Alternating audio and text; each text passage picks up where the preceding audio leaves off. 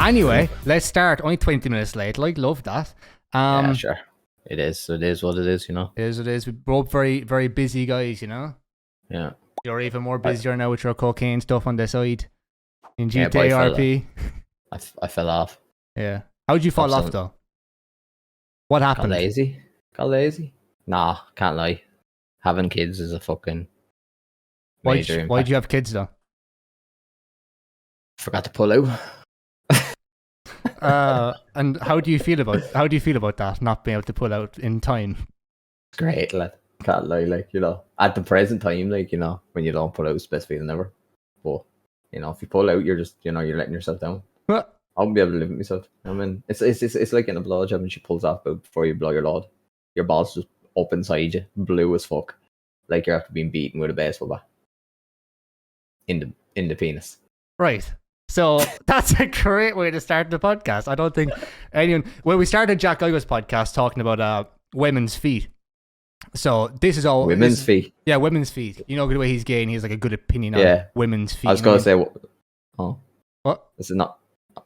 No, because like when you're gay, you're like hyper focused on these things. You can see them more clearly. You know what I mean?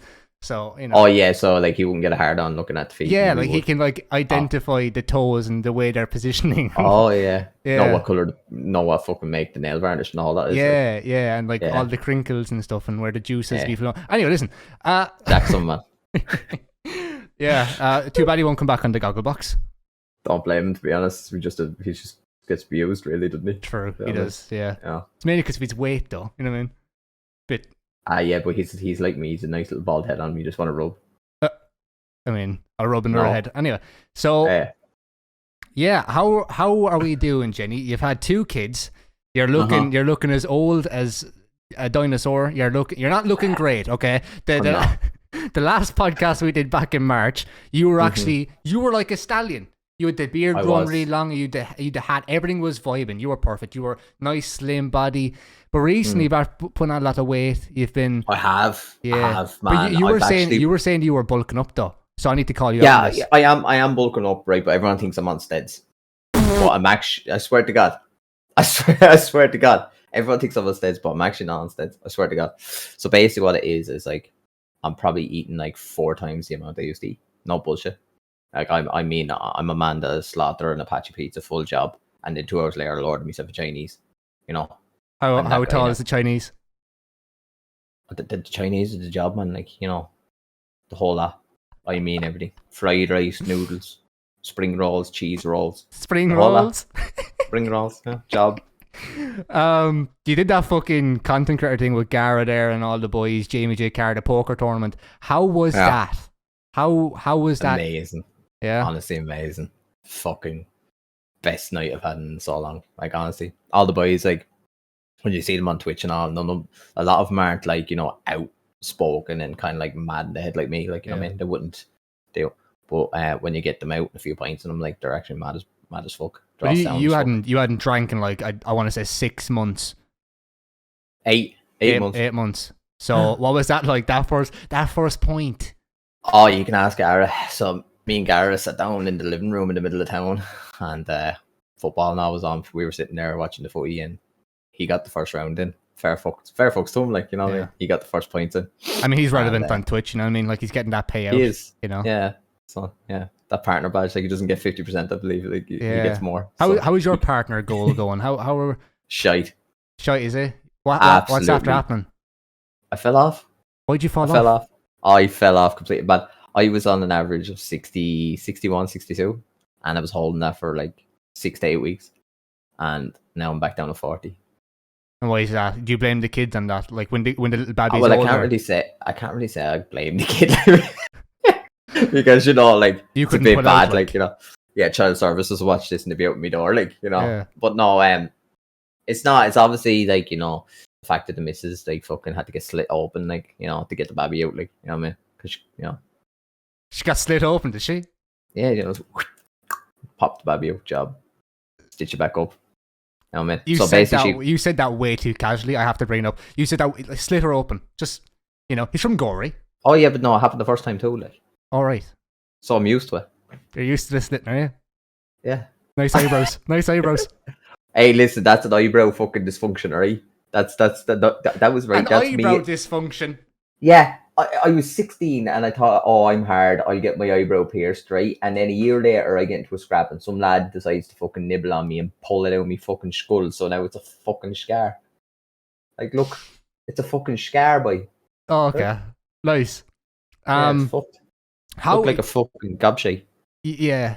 How I do. I know you look like. Well, if I shave up here, you see, I'm going to look like fucking Billy the Kid from Doom Offenders. Yeah. How's the last like 6 months been? Because obviously the wee baby was on the way, and the last like year for us has both been actually like a bit mad. Well, definitely the last like 10 months since like January. It's been fucking mental. Like everything that's happened, we're going to talk about all of it in the podcast. But like fucking hell, the last like 10 months, wee baby coming along, new house for you, like just a load of shit's been happening. What's this year been like for you, Jenny? Different, to be honest. I don't know. I definitely feel more mature in a sense. Like, I know I don't act it, but I definitely feel more mature in a sense because, you know, at the end of the day, like me and Nicole, we were like thinking, oh, this is our permanent home, and you're going on, and you know, you're still kicking about and doing whatever. But now we actually have it.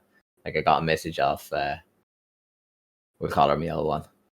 Yeah. I got we already had this discussion on the last podcast, but anyway, I think we did actually. Yeah, she wanting to get the podcast taken down and all sorts, or no? Was that different? Person? Wasn't too happy about what I said. Yeah.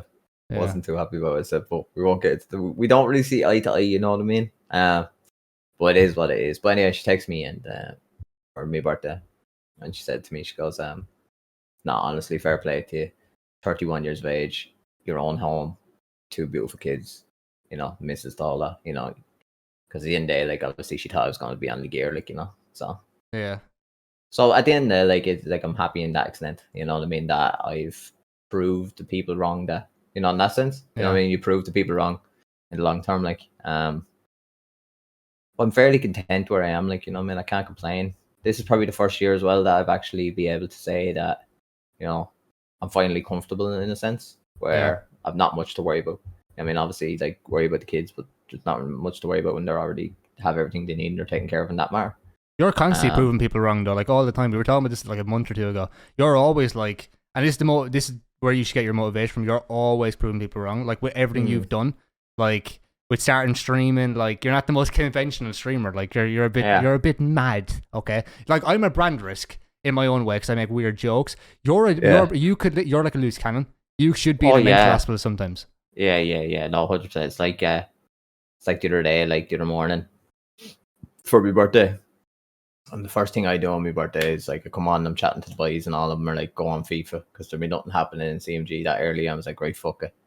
But I knew deep down, like, here we go, like, this is gonna ruin my birthday, this fucking game, like, you know what I mean? I go on and next thing you know, I'm fucking here and I'm fucking biting my controller, telling people to fucking, you know, get hit by cars and, you know, fucking like, fuck that game, man.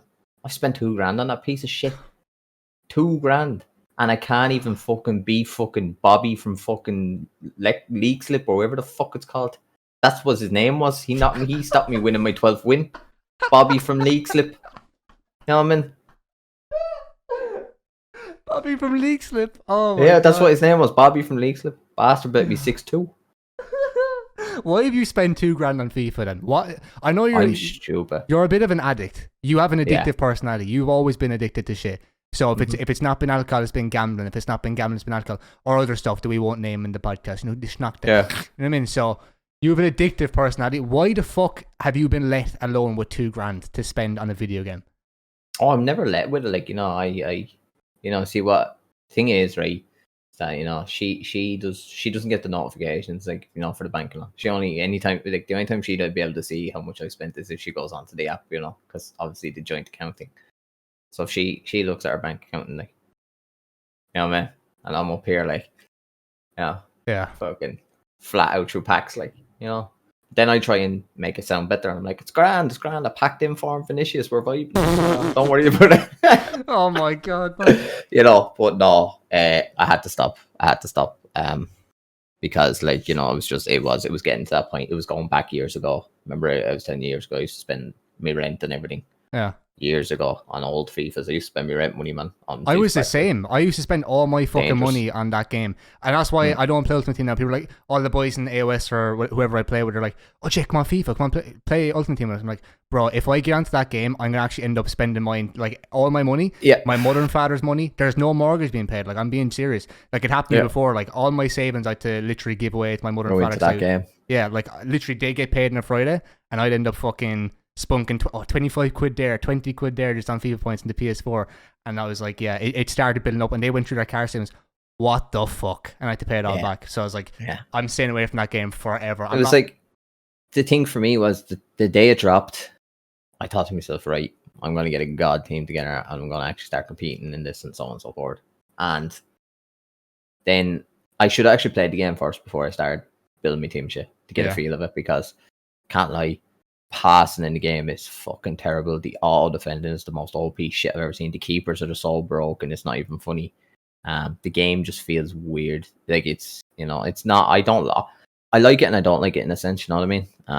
But I think the reason I still like it is the addiction to the fucking, what can I get? What am I going to get out of packs this week? So on and so forth. But no, I think it was like, so I didn't, the gas thing was as well, and I hate myself for it, but I literally spend $2,000 on packs and don't even stream it. So I didn't even get content from it. I done it all in Discord with the boys because I created the FIFA 22 Discord. Would you say you're in a rut though in that time, like September? Do you think you were in a bit of a rut end of September, start of October? Yeah, I definitely was, like, because obviously I knew the Babby was due, like, around the time FIFA was about to drop and stuff.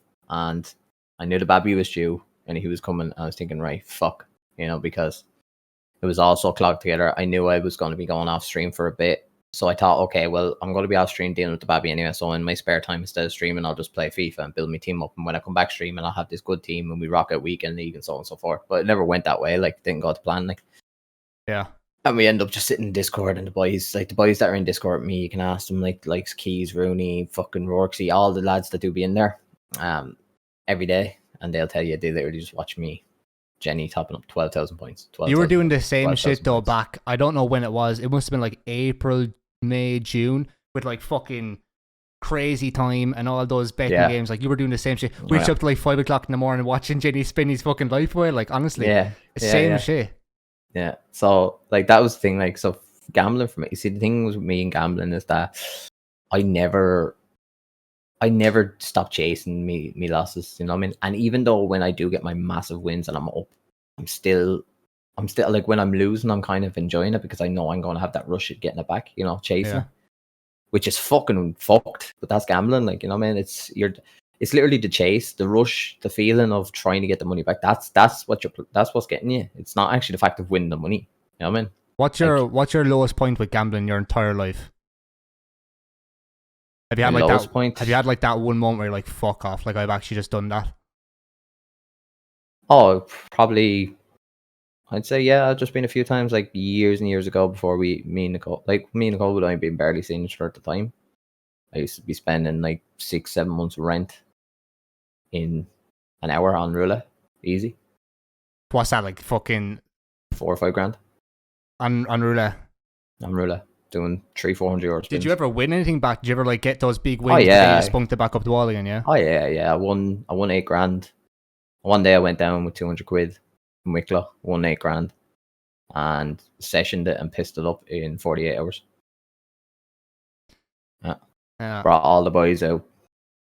Mad weekend, best weekend ever. I mean, don't get me wrong, solid weekend, but stupid cunt. You know what I mean? 8 grand just gone.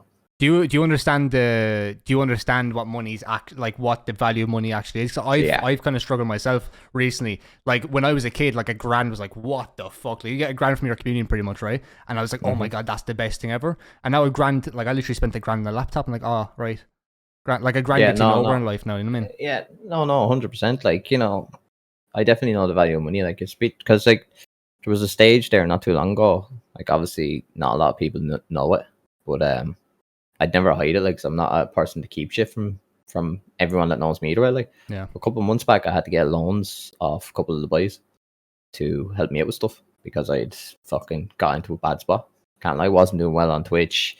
Couldn't be dipping in any more of the saving funds. Had to pay back a bill I owed IRL. So I ended up having to get a loan of like 200-300 quid off one of the American guys to cover something. So, what do you mean by saving fund though? Because obviously when you moved house, I kind of so basically what it is that I can't like, so that's there basically as a backup for real proper emergency type situation. Yeah. But also it has to be over a certain amount to maintain a balance when you've applied like for loans and stuff in a bank, or you've got involved in like mortgages and all that kind of stuff. You have to have a certain amount in your bank to be ever kept on what they call like kind of like a special tab kind of thing. Yeah. You know what I mean? Where you're always open to offers and that kind of thing. Like, so say if I wanted to get a loan 10 grand and invest it into a business, you have to have a grand in your account. You have to have a good account and savings in an account to do it. Do you get what I mean? I think it's 10% into like 10% of whatever you something fucking stupid, but then you've got your added tax and all that bollocks as well, you know what I mean? And the bank charges and all that fucking wank. So. Yeah, I got a loan out recently for college and stuff, and you literally have like, what did I get, like 4K? And you got to have like 400 or something in your account, and I was like, oh shit, where the fuck's that 400 gonna come from? So I hate having to like give money back to like if you're getting a loan. Like, it's just it's actually one of the worst feelings in life, honestly. No, that was the thing. Like the thing about it was to buy your man. I'm not going to get into names now, but who lent me the money? Like he straight up, like, you know what I mean. He knew well enough, like, you know, that it was good. Like I was good for it, you know, that way, like, you know. Yeah.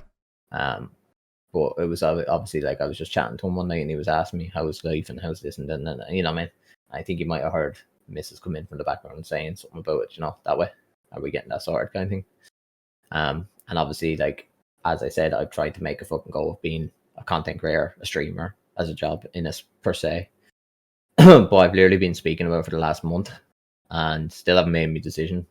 And I've only a few days left to make it, but I don't know whether I was going to pull the plug or not, to be honest.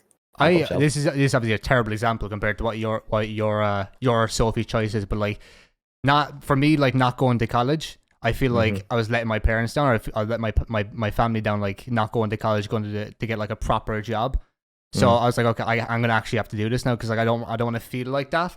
Do you feel a certain pressure with like having to work, or do you feel bad not working or anything like that? It's not in the sense like it's not like, so it's not like I need to go to work like to get money right now. Yeah, it's not like that, but I don't want to be like to not have money in a sense either, you know. So like obviously I never looked at streaming, especially for my first 16 17 months of streaming. I never looked at it as a money thing. It was always just I was doing it, and I was giving away more money than I was ever making. But now it's getting to a point where I've got to make a decision, you know, what I want to do with myself, as in the sense of like, if I'm going to actually do this, I need to start treating it as a job. Like I need to start focusing on subs, bits, donos. That's straight up. And I was never like that before, but it is getting to the point now. There's only so long you can go without not having to worry about these things. And then thinking to yourself, okay, I have two choices. I can sit here, scrape maybe a fucking minimum payout a month. All right. Now, don't get me wrong. Some months I get banging. I get banging because my community is so good to me, you know, straight up. A lot of them are actually insane how much they support me, including yourself. So there is some months I have great months, but there's some months that is proper dead, proper dry, you know. And they're the months you feel the most, in a sense, you know. At the end of the day, people have to understand that like 100 minimum payout for 30 days work. You know, if you stream even 20 of them days, you're working like you know. So and at the same time, you don't want to be asking people to sub and give you money, and you know, so it is definitely you're like torn. You don't know what to do, like in that sense. But I have been 50-50 and I haven't fully decided, but what I want to do. But like obviously, if it comes to it, I'll have to pull the plug. Joe, it is though with you, Jen. You've been fucking in this position a couple of times, right? Where it's like, I remember you came back after you had the baby because you took like a couple of weeks off. You came back dead as fuck, right? For a couple of weeks. A couple of weeks later, banging 60, 70 average, and you just have to hit in the low again. And that's the same shit with me. Like I go through that all the time with YouTube. Like you hit highs and lows, and it's like it's just part of the game. So I feel like in a week, like you were actually saying the similar shit like to me, like probably 2 months ago in DMs. You're like, I think it's over. It's done. Yeah. Now here we are. So I think give it a week. It's like it's like at the same time though, the reason one of the main focus points for me not wanting to quit is obviously because everyone that does support me and tune in every day, I don't want to let them down either, you know? Like, because there is people out there that support me 110% and they are always messaging me, when are you going live, because they want to see me on. So it's them people that kind of hold me back from making that choice as well, you know? That, you know, I don't want to let them down because they've spent this amount of time supporting me and, you know, backing me to get to where I want to go. So it's definitely one of the toughest games ever to be involved in, content creation and streaming. Like it's definitely one of the biggest. Could I have approached it better and done things differently? 100%. I could have done it. I don't promote or brand myself enough. I know that. Should I do it? Maybe that's the change I need to do. So it's definitely something that's boggling around my mind. I've obviously had a chat with the missus about it as well. She said to me, but her straight reaction was, "Don't give up, like, you know." She said, "You're made for fucking doing this kind of shit, like chatting and just, you know, enjoying yourself and interacting, and, you know, you're a man of the people kind of job, like, you know." How important is that, having Nicole's support behind you when you're trying to chase a dream or a goal? Huge. I wouldn't be able to do it otherwise. Straight up. Even if I was a single chap, I don't think I'd be able to do half the shit I'm able to, you know. At the same time then as well is that I also don't want to put too much more I don't know whether to put too much more time into this, or if I am, I need to make an actual proper schedule for myself and stuff, because I feel like I don't want to miss out on the baby's first year, so to speak. Like, you know, I don't want to spend most of my time cooped up trying to make something of myself, and if it doesn't work out and it goes to shit, then I've literally wasted a whole year on not seeing the baby grow every day, kind of thing, you know. Yeah. So like, obviously, like at the end of the day, I have got that fucking choice, and then I've always got to look at it as in, you know, do I want to take that risk? You know, obviously I still see me baby now, but I mean as in an aspect of being like a proper full-time dad kind of thing, like not just, you know, being a streamer and kind of like a part-time thing, you know, dad. Do you reckon you'd be able to stream full-time and do a full-time job, or what? How is that going to work? Yeah, so I'd have to set myself a proper schedule on hours that I don't know how it would work, you know, because like I'm thinking like for me to do that, it'd have to be like my stream hours would be mad, you know, it wouldn't be nighttime streams anymore, which I'm known for. It'd be like, you know, early streams, and that would definitely take effect with like when schools and all are open and people are in work. So obviously that takes a massive effect there, you know, in that aspect. Like for me, like perfect hour streaming would be like fucking 10 in the morning to like 5 in the evening, you know? Yeah. But I don't think you're going to get a partner doing them hours. Yeah, I don't know. I feel like, I don't know. I feel like you can, do you think getting to partner is the goal though? Because you get more money, you get like a better revenue. Is that just the goal, like just for that purpose? Or what's getting partner for you? What's the whole... No, so like at the end of the day, I wasn't partnered to break absolute insane records on my channel. You know, I've broken every record I could ever think of. Like, you know, I've got all the little things that Twitch give you to break, you know, them records. I've smashed them all, like, you know. I've smashed over 1,000 subs as an affiliate. You know, we've been there. We were averaging 500-600 subs 4 or 5 months consistent, you know. So you don't have to have that partner badge to be a successful streamer. Straight up, you don't. Yeah.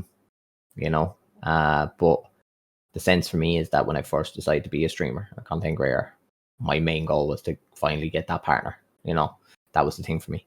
If I don't get it, I don't get it. As long as my stream maintains a good, healthy balance, then I don't mind if I don't get it. You get what I mean? Yeah. I think it's not going to be the end of the world. Like, you know, like I've been streaming now for 2 years, and as you said, I've had my ups and downs. You know, I've been so close to partner, and then I'm back down averaging shit, and then, you know, so it's like, you know, I don't know, maybe there's definitely that's why I come up with these new ideas and try to do new things, and, you know, trying to find new ways of pushing out more content and get my name out there more, and, you know, my face out on more things and stuff. Like, so like, as obviously like Jamie J Carr invited me to the Irish content creation thing, that's huge for me because it pushes me out further as well.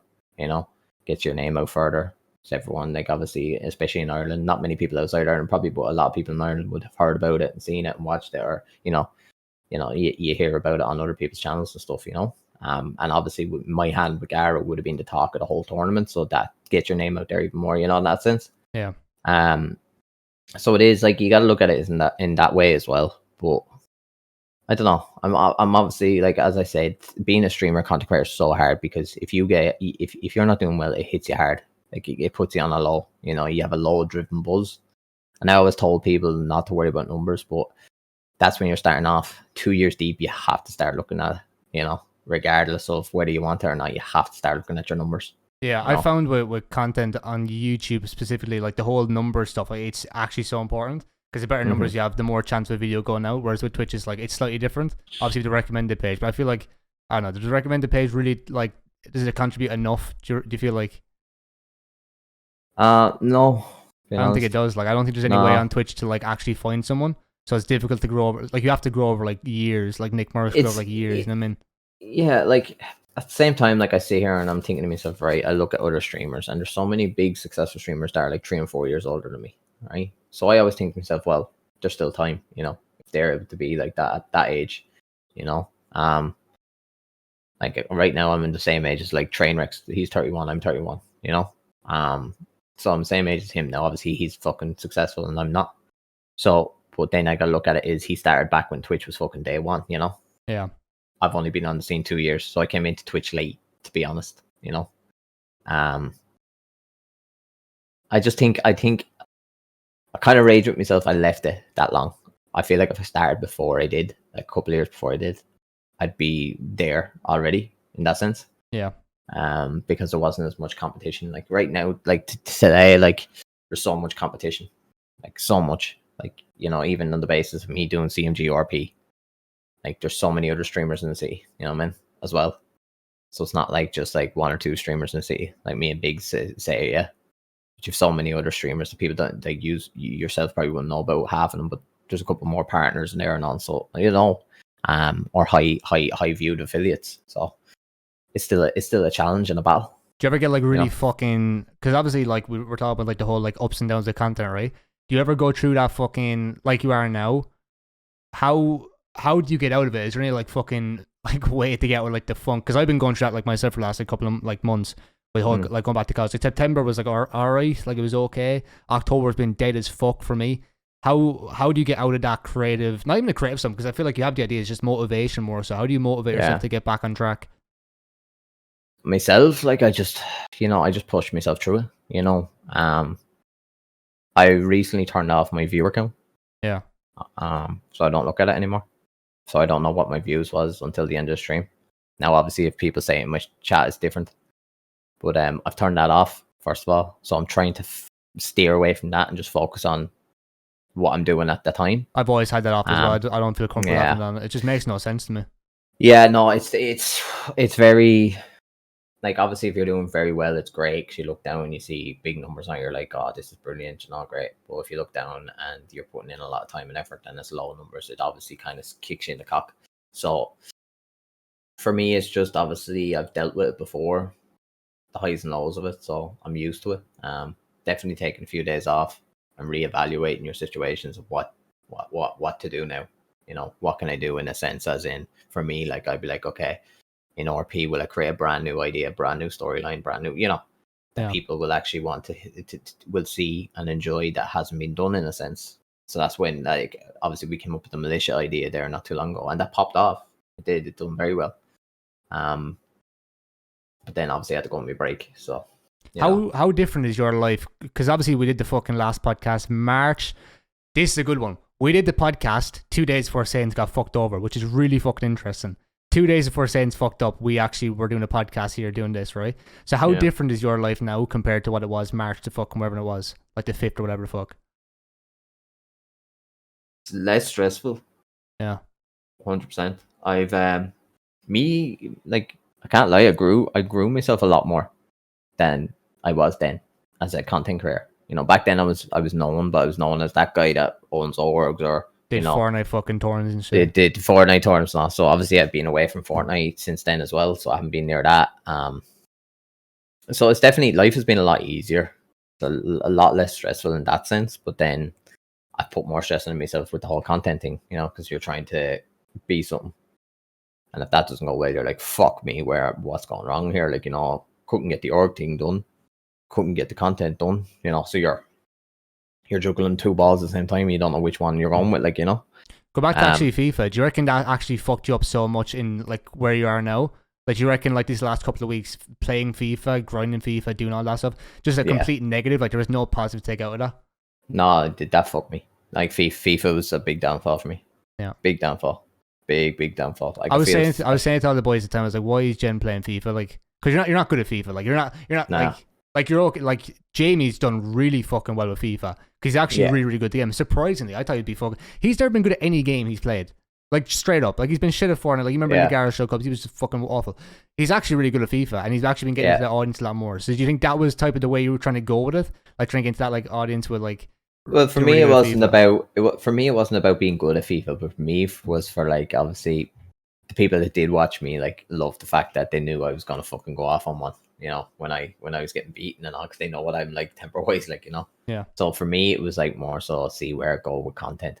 Now, obviously, it failed in that department as well. So, but FIFA is a very challenging thing because, especially if you're trying to come onto it as a brand new creator on FIFA, you still have all the boys that are actually FIFA content creators and do it year in, year out. So, for you to try and snatch some of the FIFA community away from people they've watched continuously years, it's very minimal. You almost have to, if you like. I feel like for Jamie, for example, right, Fortnite's fucking dead, right? Fortnite's dead. So he's actually. Like he's kind of almost said to his audience here, listen, Fortnite's fucked. What are you playing Fortnite for? And he's kind of like, look at FIFA. Like, the FIFA's good, isn't it? Like, look at it. I'm football watching. And he's kind of got his community to actually engage with his more of his personality more so. Instead of like, Fortnite tournaments, Fortnite Zone Wars. You know what I mean? Whereas like people like Studs, like he was only doing fucking Zone Wars tournaments to get viewers. That's a way. No offense to Studs, like, but that's just what it was. Yeah. So actually being able to translate that. Where like doing Fortnite tournaments, Zone Wars, all that shit, to actually going to like look at my personality, like look how good I am as a streamer. That's really, really important. So fair play to him for doing that. Yeah, 100%. Like, to make a transition to any game is tough. It is 100%. Now, in saying that, my transition to RP CMG was huge for me. Difficult though. Difficult as fuck. Like the first 2 weeks was dead and dry. I suffered. Like I was sitting on 8-9 viewers for the first 2 weeks. And I had to build my reputation on it, and do what I did. And I stuck at it. And we did pop off on it. Now, at the end of the day, some days I go on CMG and I could have 60, 70 viewers still. But then there's some days I go on 30, So 30 is still good. Like, don't get me wrong. That's still 30 people spend their day watching you. Don't get me wrong. But as in a sense of like, when you hit 70 and 60 and 70, you want to maintain that. You want to keep them numbers. You don't want to fall, Yeah. You want to go up. Stay where you are or go up. So when you hit that fall and you fall back, at the end of the day, I can't blame anyone but myself. Like that's why I keep saying to everyone, I fell off. I did. It was my own fault. I put myself in that position by making obviously the family thing. There's nothing you can do when you're having a baby. But then as soon as I came back, I shouldn't have went near FIFA. I should have just went boom straight back to CMG. But I didn't. I took time off and then I did stream a little bit of FIFA and that fucked me. It did 100%.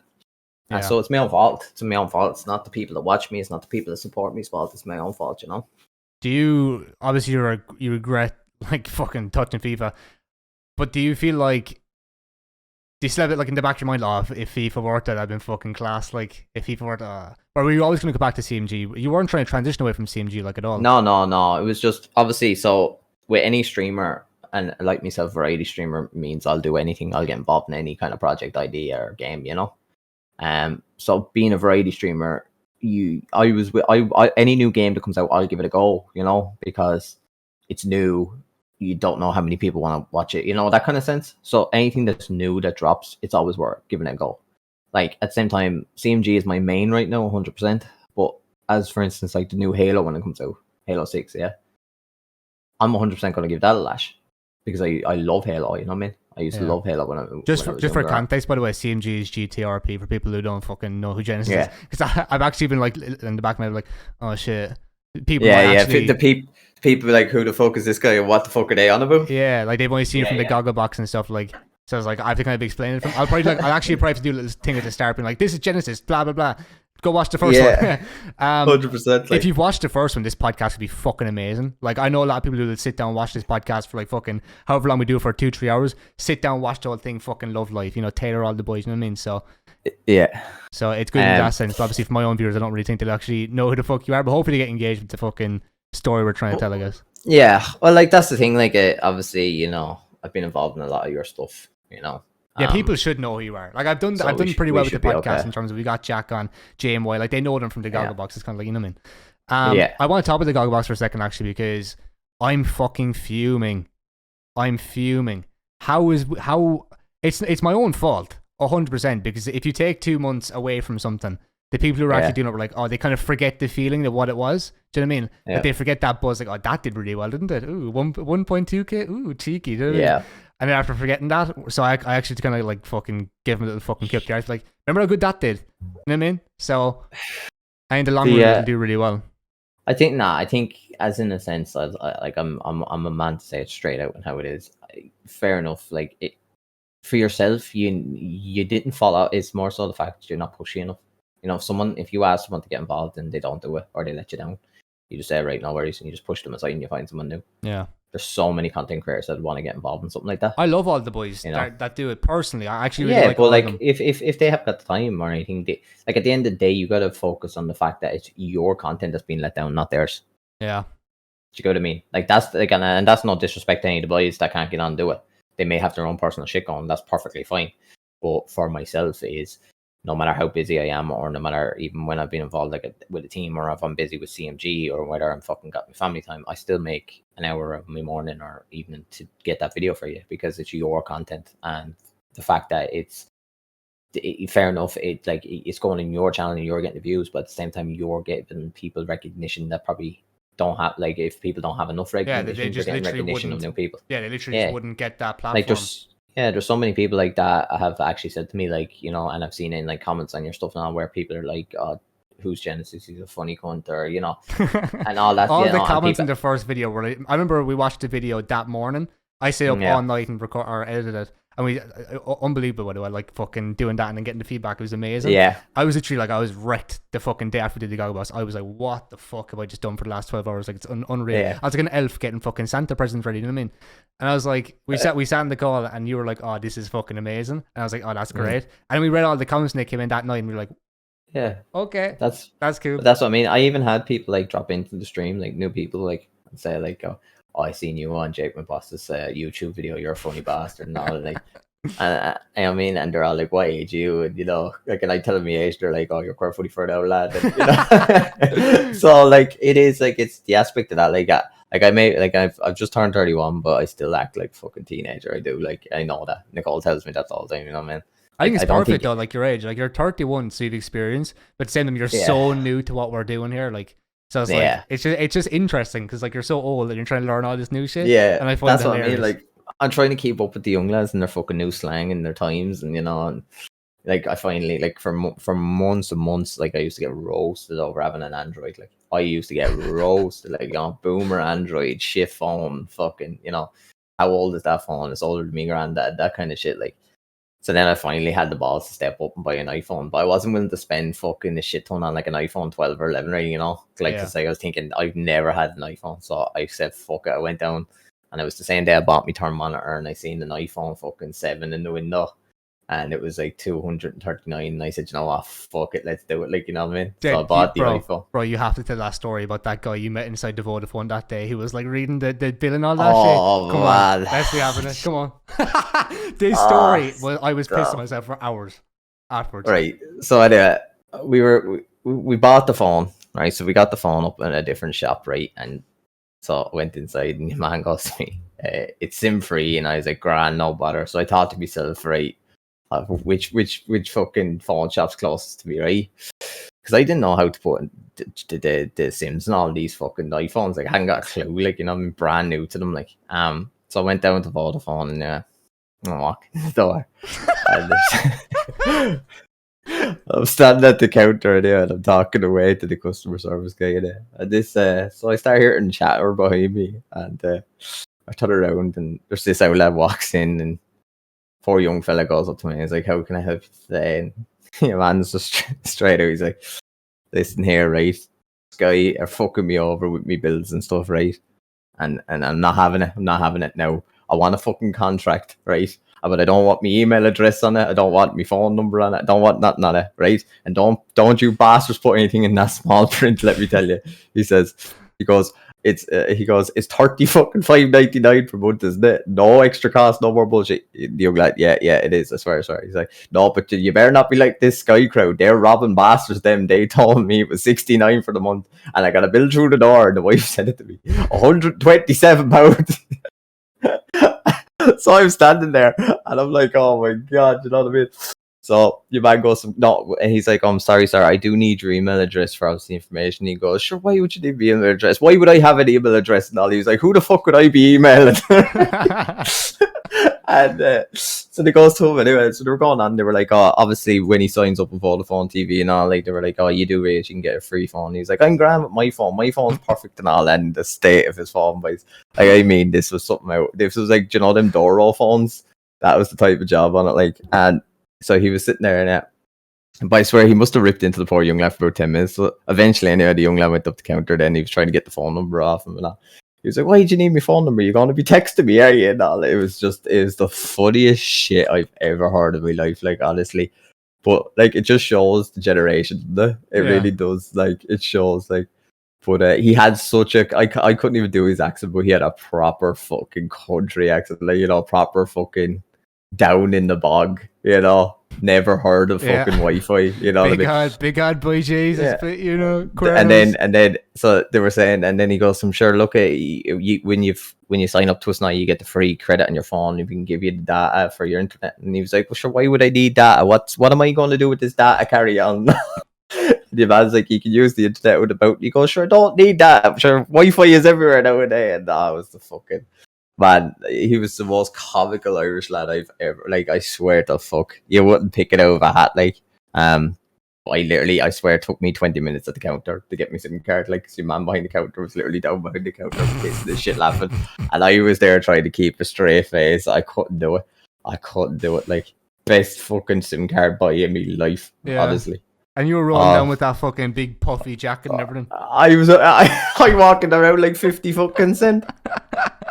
Where's that? Where's that? Arklow, is it? That was in Gorey Town. Gorey Town, yeah. Because that and you could, like, but you get that a lot in Gorey. Like, there's a lot of fucking, like, the boys coming up from fucking the Boglands, you know. Like, because Gorey is like Gorey Town. Then you've got all the outsides, like, obviously no offense to Rooney and the boys, but like you've got Carnew, Clock, fucking, you know, Ferns, Camole, and they're all like little villages, proper, like, fucking welcome to Wexford, by, you know, that kind of vibe. So it's totally different lifestyle. Like, obviously Gorey's a little different, but he gets some mad scones in Gorey, like, honestly, mad scones. Sure, your man fucking, remember he came on the podcast, fucking Craig, remember him? He was, I think he lives there, didn't he? And apparently, yeah, but I think, yeah, he lives, you were telling me about him living there, right? But I've never seen him. He doesn't go outside much. He doesn't go outside, yeah. He's quit, and he's quit now as well, hasn't he? I think, yeah, he gets quite a amount of abuse from people, and like people are like finding out his address and all this sort of stuff. That's mad. The whole argument is like, oh, you're robbing all this money off YouTube and you're still on the fucking social welfare. I'm like, oh, get a grip, man. That was the whole base in the foundation why he's getting fucking found out, like, for taking both. And he doesn't take a penny from the agenda, like, so I found it quite strange. And I don't particularly like the guy. I think he's a bit of an arsehole. Looking back at the podcast we did, he was nice enough, but then obviously if stuff happened afterwards, he was a bit of a knob jockey. So, you know what I mean? It is what it is. You know, you have to be... listen, at the end of the day, you were telling me about what's wrong with him and so on and so forth. So obviously he is in the wrong industry, especially, like, it's not like he's gaming or anything. He's literally in the most hostile environment. He's a Liverpool fan. I don't mean, and he's doing live commentary on football games. Like, you're going to have the rival fans coming in and absolutely tearing you, you know? They did that to him on, obviously, first, I'm not going to get into this podcast, I actually won't. But he basically does this stuff with Mark Gorbridge and That's Football. And he doesn't anymore. And him and Mark had a little bit of a fall now, because Mark's like, well, if you can't take the abuse, you shouldn't be on it, blah, blah, blah. And funny, actually, the only reason I found out about that is because I put a clip up on the second channel from the podcast, and it's like how Mark Gorbridge met Craig, blah, blah, blah. And I came back and I was like, what the fuck, he has 2K views? Like, what the fuck's after happening here? Yeah. And I was like, yeah, so basically he had a bit of a hissy fit on live because people were just chatting shit in the chat and just trying to wind him up and stuff, and he literally just fed into it. Same thing used to happen all the time with Twitter as well. Like, he used to just literally go off on people, like I find nothing more pontificating and just fucking like looking down on someone as quote retweeting someone's tweet as if they're never gonna see that. You have the balls to quote retweet someone and then slag them off, or if you quote retweet someone and just reply with something stupid and getting your audience over. It's like, get a fucking grip, man. Honestly, get off the fucking socials and just fucking focus on your life. 100%. Like, but as I said, like, you definitely, if that's the way you have, like, if you're feeling and shit, like, and you have them kind of things going on in your head and all, like, you definitely, that's the wrong business to be in my opinion. Like, you're going to get hostility. Like, it's just a given. Like, you know what I mean? Like, I don't want my first ever fucking watch along football, Liverpool United, and like the fucking even the abuse in chat, like, you know what I mean? Yeah. Why he's fucking ripping into Twitter, like, you know, because it is, that's what football is for fans. Like, you know, you're going to get that, especially being a Liverpool fan. Liverpool are the most hated club in the world and the most loved, you know. People with football, though, they just come back to their primal instincts and they're just like, oh, you're mocking my guy, I'm going to mock your guy. Oh, you're saying this, I'm going to say that, blah, blah, blah. It all comes around. And in the end, it's just like, what a waste of time. Do you know what I mean? What a waste of time. I kind of took the high road with a lot of that shit. If I see someone trying to argue back at me about fucking Benzema's better than Salah, I'm like, all right, that's your opinion. Fantastic, Rooney. You know what I mean? Yeah. So me and Rooney had that out already. Yeah, it's just classic, like, honestly. But it was the same time as well. It's like the whole debate, like, Salah's not the best in the world right now. Like, anyone that thinks that you don't know football, in my opinion, you're just a clueless cunt. Like, people are saying, oh, well, he doesn't do it against top teams. He just smashed a hat-trick in at Old Trafford. Yeah. You know what I mean? I want to go back to content creation and Twitch and shit. So, with how important, I don't think I asked this in the last podcast. Maybe I did, but I can't remember what it was. How influential has Gara been on your pro? Like, you guys are really good friends. How has Gara's influence been on you and the opposite way around? Keeps me level-headed. I won't lie. Yeah. He'll tell me when I'm wrong and when I'm right.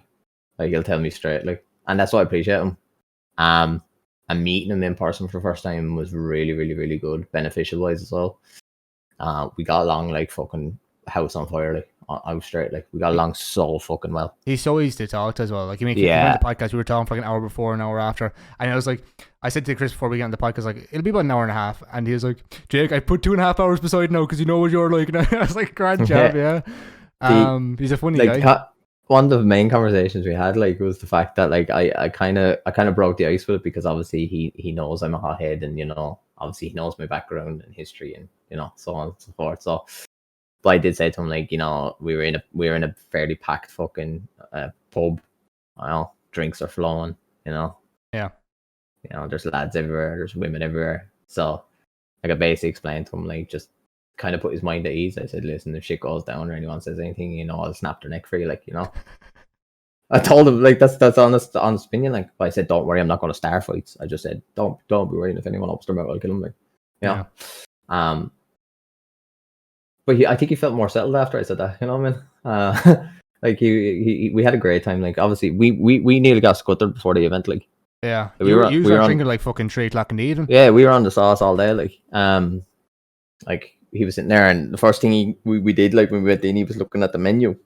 Obviously, Chris is a vegetarian because we were supposed to get food. Like, oh yeah, and so funny. He was looking through the menu, and there was a vegetarian option there. But sure, the food went completely out the window, man. I ordered a fucking a big jug. What are they called? The jugs. What are the jugs called?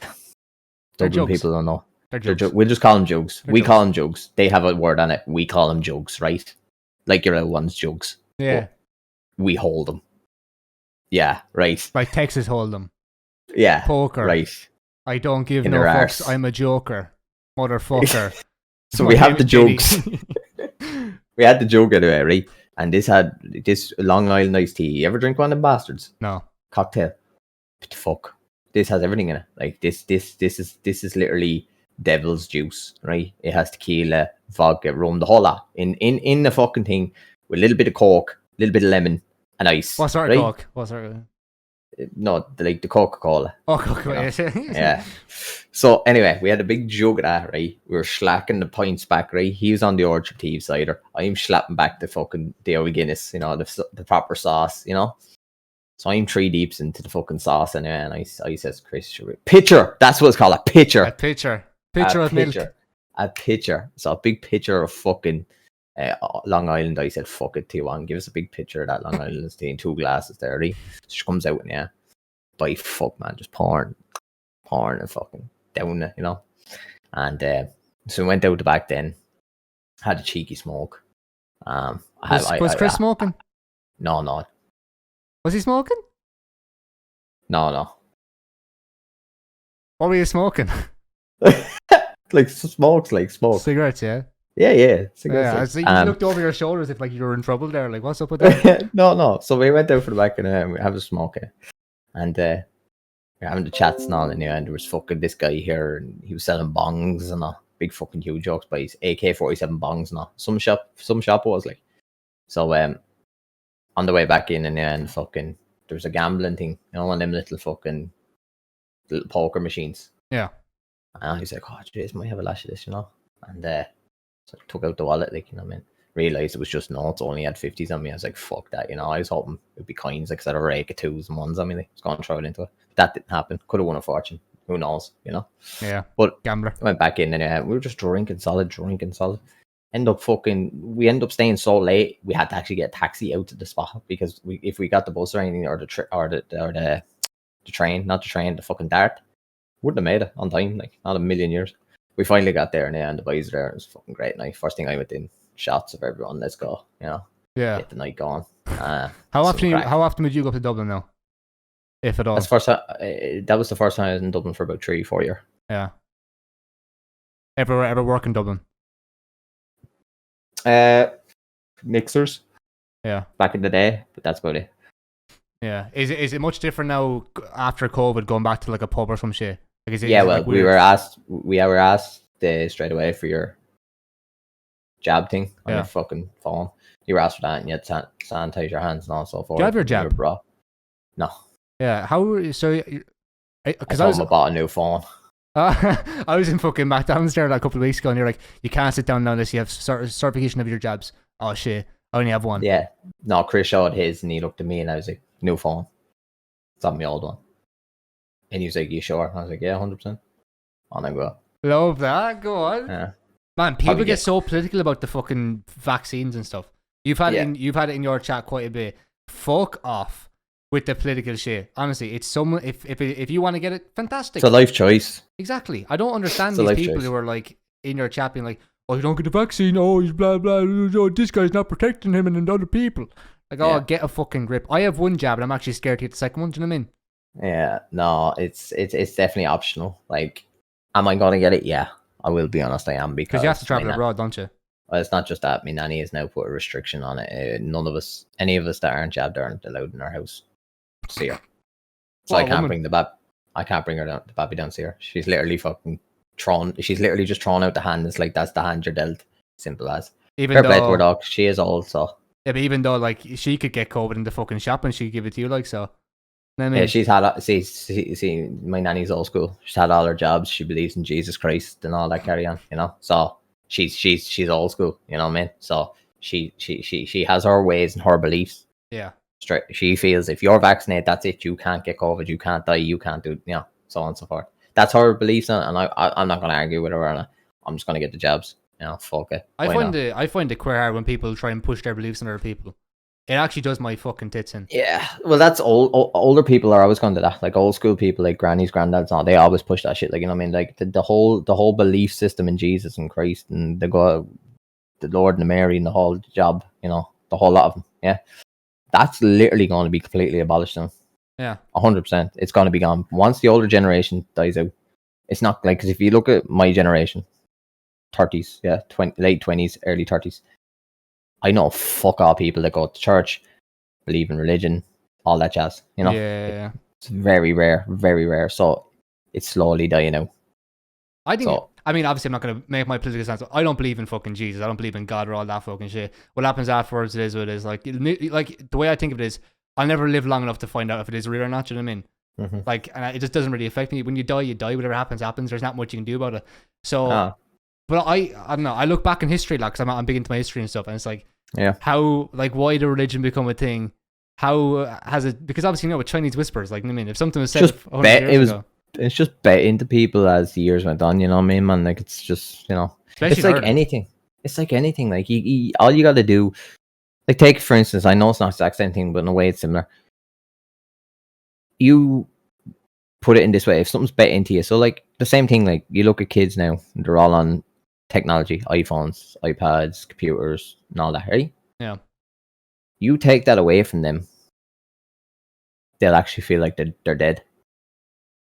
People bet with religion into them. You take away the religion, they'll feel like they're dead. Exact same thing. It's like something that's bet into you.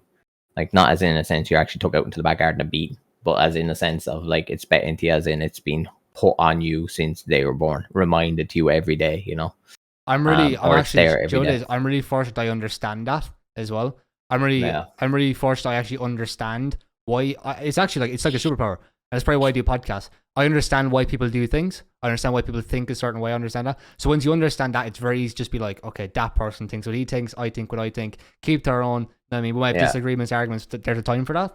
So that's a really important thing to learn in life. Everyone has their own opinions. Everyone has their own decisions that they want to make. And, you know what I mean? You just have to let them live their life. You live yours. But I just don't understand all like arguments and stuff.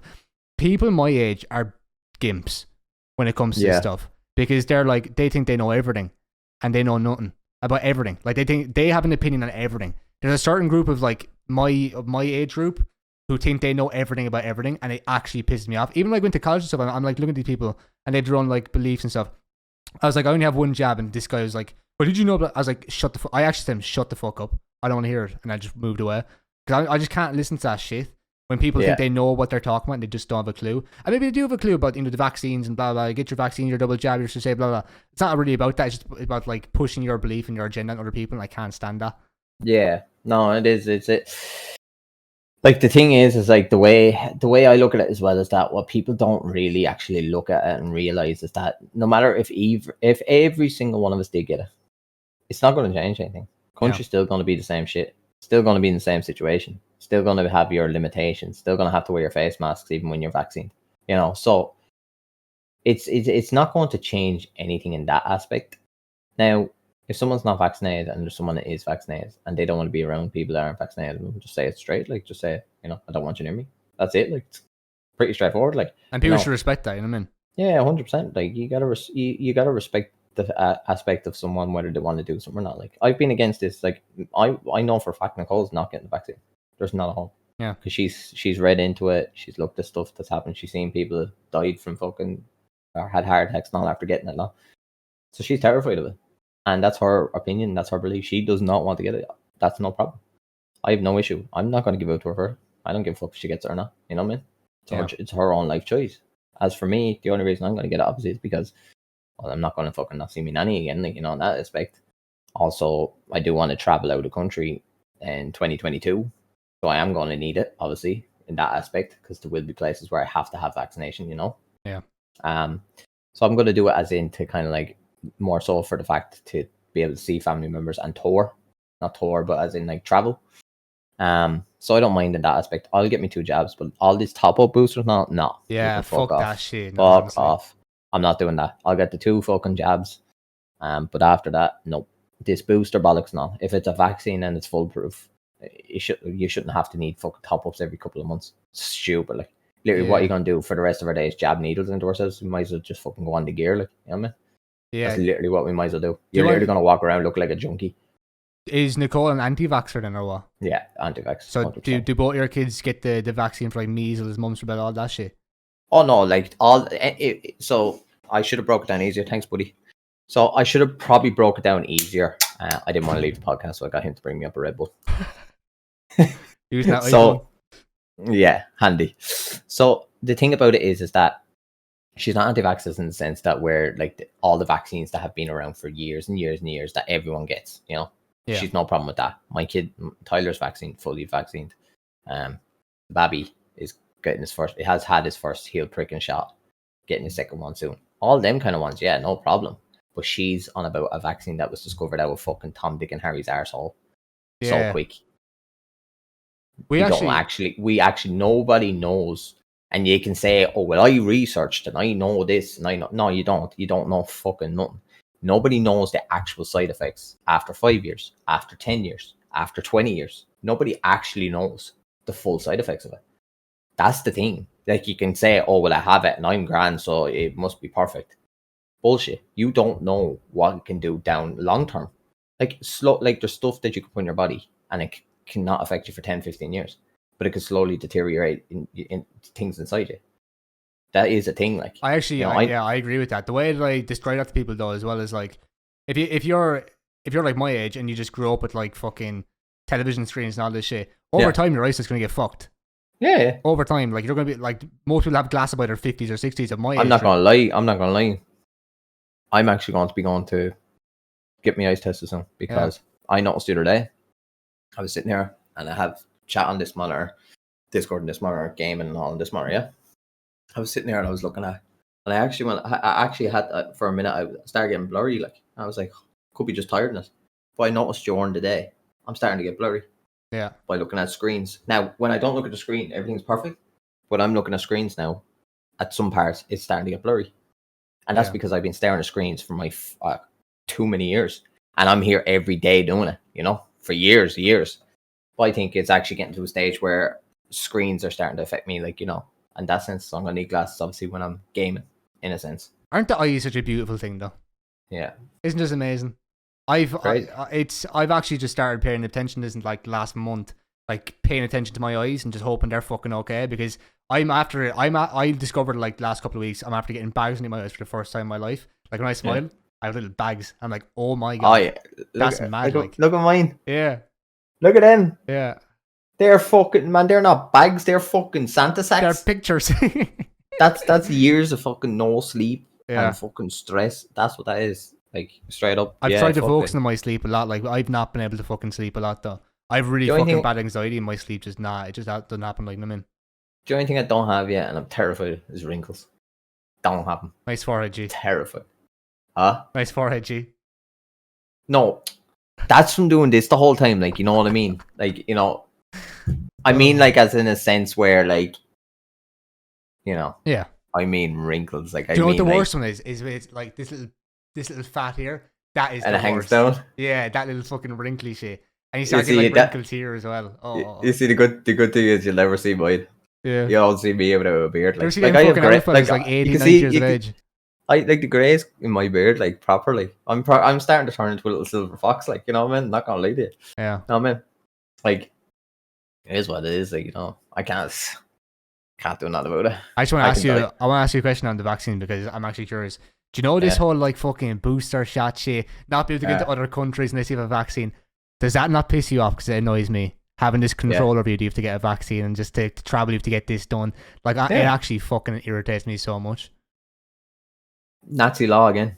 Yeah, if I had my way, I wouldn't be getting no vaccine. Like, it's literally, we're living in Nazi law again. That's what it is. I watched a lot of Joe Rogan, and the main thing that he says about this vaccine stuff is like, don't get your information from Joe Rogan. He's just an American guy. I mean, the guy fucking beat fucking COVID. Like, he got COVID, like, fully on, like, he was fucking sick with COVID, even though he's vaccinated. And he was like taking this, like, it was like horse dewormer and all this shit. Like, it just like, and he was trying it's mad. It's simple as this. Like, at the end of the day, like, people freak out about this COVID thing. It's just new. At the end of the day, like, people don't realize there's more people dying every year from the flu than there is COVID. And it's never talked about. Never talked about the way COVID is. You get what I mean? Yeah. Like, it's going to get to a stage where we just have to accept it, and everyone's going to have to learn to live with it. It's a new disease. It's out now. That's it. It's never going to go away. No matter how many vaccines, no matter how many this and that, it's never going to go away. It's a new thing. Yeah. You know what I mean? That's what people need to understand. There's so many people in the world that it's always going to be cycling. It's never going to stop. So it's just going to be a matter of time where we have to learn to live with it, the same way we did with every other disease out there. You know? Joe is with censorship as well, though. Like, that censorship is like at its peak. Like, Jimmy's like censoring certain information so that people believe a certain narrative. Yeah. My parents, I'm actually just lost, because they believe everything the RT says. They believe, and it does my fucking nothing. They were there to me last month. I knew I had to get the vaccine because I knew I wanted to travel abroad. I wanted to go to the boot camps and all this shit with the boys, you know, friends. I knew I had to get the vaccine anyways. It was going to happen at some stage. So I have to get it. But like, my parents like, well, You know, you could be in an ICU and you could be getting treated. And you know all the people who were in those ICUs, they're all young people, and you should be get a fucking grip. You know, if I actually got COVID and I beat it, I literally have the antibodies to probably never get sick from it ever again. Well, probably not ever again, but you know what I mean? Like, well, apparently if you get it, you don't get it again. Now, I don't believe that. No, you do get it again, but it's like it won't be as bad, and your system already has antibodies to reject it and stuff, you know what I mean? The way I look at it, right, COVID's been around for what, 2 years now nearly? Yeah. Right? I'm always out and about. Now, I wear my mask and all that, yeah. But I've never got it, like, and I'm around so many people. So many people. I've went to different places. I've never had it. Now, I could just have a god-tier immune system. Do you know what I mean? All the years of coke and heroin. I could have already had it, and I just didn't get any symptoms, and might not have fucking known, you know what I mean? Yeah. Straight up, some people get it, and they carry it, and they don't even actually realize they have it. That is the thing. It's the same with the flu, same with a bug, same with a cold, everything. Some people just, get it, and some people don't. Yeah. But it's been 2 years, and I haven't got it. I'm going to move on from this, because I feel like people are going to get really, really angry, really, really fast. You know that Noel Galley guy? He's going to get mad. Yeah. No, he'll get mad. He's a vaxxer, is he? He's a vaxxer. You know what I mean? He'll get mad. Just don't. Gara mods are vaxxers. And listen, shit. I can't wait to see him in my stream next time, so then. Yeah. I'm going to be like antivax.com. Yeah. I see all the same boys just being all like, vaccine. Nah, as I said, if it depends who you're around and how it's betting to you as well, man. You know what I mean? Yeah. I found it actually interesting being in college with the whole like coronavirus, because obviously I wasn't in school last year when it was kicking off. You have to wear a fucking mask in the classroom, even though you're vaccinated. It's like, oh my god, doesn't make sense. Like, it doesn't make sense. What's the point? Like, what's the point of being vaccinated if you have to still wear your mask? Half time I don't wear it. Like, I literally just have a like jaw. The gas thing is what they should do is that the people, if they made a thing where the people that are vaccinated don't have to wear masks, and the people that aren't have to, we'll know who's vaccinated and who isn't. So you just stay clear of them. Yeah. It's literally like fucking, it's common sense. It's like stick two football teams on the pitch. You don't pass it to the fucking boys in the other colour. Yeah, and it's like they have to open all the windows and to make sure the rooms are freezing. Yeah, I'm like, do you know what? Fuck off. Fresh air, ventilation, all that bollocks. Yeah, like as if that's going to make a difference. Yeah, I'm sitting upstairs in the library and they're like, make sure everyone has their mask. Like literally on the intercom, make sure everyone has their mask on the library. Masks must be worn all the time. It's like, what about in 2 weeks when the fucking mask law is gone? Oh, it just magically goes away, does it? Yeah. It's retarded. Soon as the mask law goes, COVID's no longer. Yeah, it's not even a thing. Like you can But this is the thing. When is the mask thing going to end? That's the question. I think after Christmas. I don't think it's ever going to end. They said it recently. They were like, by the end of October we won't have any masks, and now it's like, the end of Christmas we won't have any masks. It's. Yeah, I believe when I see it. I've seen a lot of shit recently as well in the news, like masks have been scientifically proved to now be now they're scientifically proved to reject coronavirus. I'm like, oh come on, bro. Yeah, we're not even though the doctors in the hospital literally are coated up to the nines in fucking protective gear and still get it. Yeah, that makes sense, pal. That makes a lot of sense. Yeah, they're wearing the best of gear. We're walking around in fucking pennies, fucking masks made out of your L1's fucking knickers. Good job, Batman. Fuck off. Do you want to start with the esports stuff first? Or we in the I don't mind. You're the guy in the chair. Yeah, so I've a couple of topics I want to talk about. First of all, either esports, like with the whole Saint stuff, all that shit, the aftermath, or we can talk about like becoming a father again. They're the two big ones coming up now. It's up to you. I think you choose. I think we start with esports stuff. All right. Actually, first of all, wait, CMG, you change. No, we'll come back in a bit because I want to try and do like an order. Okay, we'll start in March. We'll start in January. Okay, we're saying January. We were vibing. We were little vibers. End of January, we got Saints back together. I've been talking to the AOS boys, and I swear to God, my mind goes numb. We were bigger than AOS back then. Yeah. We would have been bigger than them, but they're in their mind. This team isn't run right. This Saints team was never run right. In the end, blah blah blah. I'm like, come on. If that shit never happened with Taxi, we'd be fucking flying fucking over teams for any at this stage. Like, you know no, we. There's so many people that said that. I was even actually speaking with TT9 Daryl today at a call. Yeah, because he obviously seen the shit that I was going with, and he wanted to obviously help me out and stuff. So big props out, shout out to Daryl for that. We love Daryl. But he was even saying to me, we were talking about that as well, and the way Taxi came out and admitted the truth that, what I mean, basically fucking paid him to fucking snake me, But so the fucking thing was, even Daryl said it was like Saints was fucking huge, and that's what the problem was. people didn't like it. The other teams that had been going for ages, it, bro. And even now they hate like even talking about it. Like they hate that. It's Yeah, like a bad they memory. didn't like. Yeah, they didn't like the progress that was being made, how quick it was going. The people who were bringing in, they couldn't understand where I was getting the funds from. They couldn't understand how I was able to afford to pay players in advance. There were so many questions and things getting asked. Like, but no, honestly, right now, looking at it, I think Saints would probably be one of the biggest orgs that aren't like tier 1, tier 2 level. As in, like, I'm not gonna put myself up there with like Optic and FaZe, not. But I mean it'd be big. As in an aspect like of around outgrown. TT9, like definitely bigger than TT9 around that. Oh yeah, 100%. Because look at the fucking roster that we would have had, you know. They would have stayed long term as well. I feel like. Yeah, 100%. Like, so you look at the roster and you have fucking 4 partnered streamers and the likes of Archie and Jalen's and all who are hitting fucking thousands of views now. That's mad that Jalen's is still in fucking TT9. I've been talking to him before, by the way, but that's actually mad that when he was in Saints. You kind of founded him, didn't you? Like, what was he doing before that? Jalen's was actually just kind of like looking for a team back then. Yeah. He still had good quality numbers. Like, he was doing really well. Not as well as he's doing now. Like, what he's doing now is insane. But like, he was doing very well. And he was basically just finding his feet though in Fortnite. Then like, he was good, but he wasn't as good as he is now. Like, he's like definitely 10 times the player he is. Like, you know. Yeah. No disrespect to him. Like, obviously he's grown better with time. But yeah, no, me and Jalen's got along like a house on fire. But I think Jalen's not in 15 Kings with me first. Maybe no, but he joined 15 Kings. Actually, I can't remember. It was something order that anyhow. But yeah, no. So the likes of them, like so, even like Archie back then, he was only on 60, 70 viewers back then. Yeah.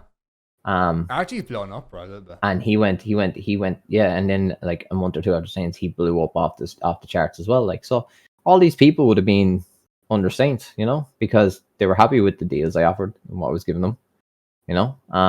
So it would have been massive, man. Like, it would have been huge.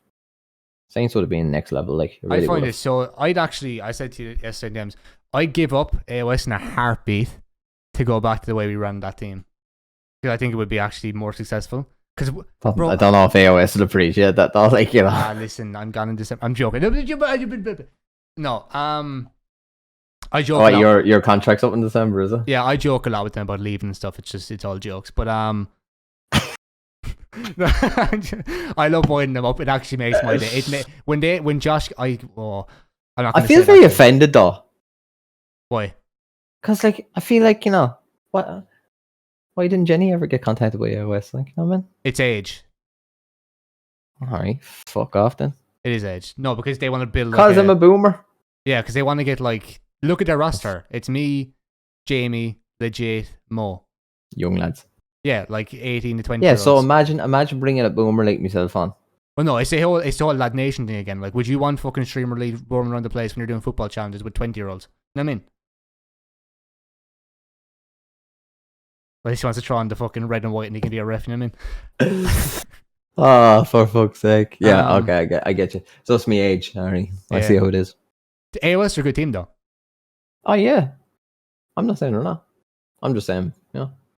And they're a good team. Yeah. There's been a couple of rough months I've been in the team though. No content manager, no content editor. It was rough, like, you know what I mean? Content manager. Yeah. Yeah, but best man out there for content. Yeah. I'd beat the fuck out of you if you weren't giving me what I needed, you know what I mean? That's what you need. I was talking today about that. I was like, do you know what? They're awful disrespectful to you a little bit though, because I'm like, I from a person who's worked with you, I know exactly what you're about and who you are. You'd be fucking slapping cunts up in that Discord, fucking getting shit done, getting stuff working. Yeah. Like, if that content manager's not doing the job, you backhand the cunt. There's a head of management position going. I'd love for you to fucking join the team as that, like. No, but that's the thing. Like I said, the boys see me as a different brand. You know. Yeah. We won't get too deep into it, like, you know. But if they see me as a different brand, it's not going to be optional for them, you know what I mean? Yeah. It's weird. It is what it is. Like, it is what it is. Like, at the end of the day, like, you know what I mean? Obviously, you know, they're looking for the younger, upcoming, hipper fucking guys. And they've done well with that, by the way, because they fucking got like Nebs. Remember they discovered Nebs? Nebs is insane. It's a cycle. It's actually so strange. It's like West Ham. Remember the academy with Frank Lampard coming through Ferdinand? You know what I mean? Like, it's mad. Like, So it's like, I know, fair play. Like, honestly, it is good work. Like, obviously, if they offered me something, I would accept it in a heartbeat. Like, so I've seen the work they put in, the work ethic that's behind it. Like, Cities you know, and Josh are the two of the hardest working people I've ever met in this industry. Like, truly, they're fucking robots when it comes to this shit. Like, that's good. Like, they have so much. Like, they get so much done the time they have. Cities, honestly, he's my favorite. No offense, Josh, but City's my favorite. He's fucking unreal what he does. He gets everything done straight away. He could be like, he's so stressed. He stresses himself out so much because of how good and how well he wants the org to run. It's mental. Yeah. Like, I love it. But that's a good thing. Like, that's what you need. They're the type of people you want to be around as well. Like, at the end of the day, as I said, like, if I started up something, it'll blow up in space of a month. Yeah. Yeah, it's actually strange though. So you reckon you'd be bigger than TT9, yeah?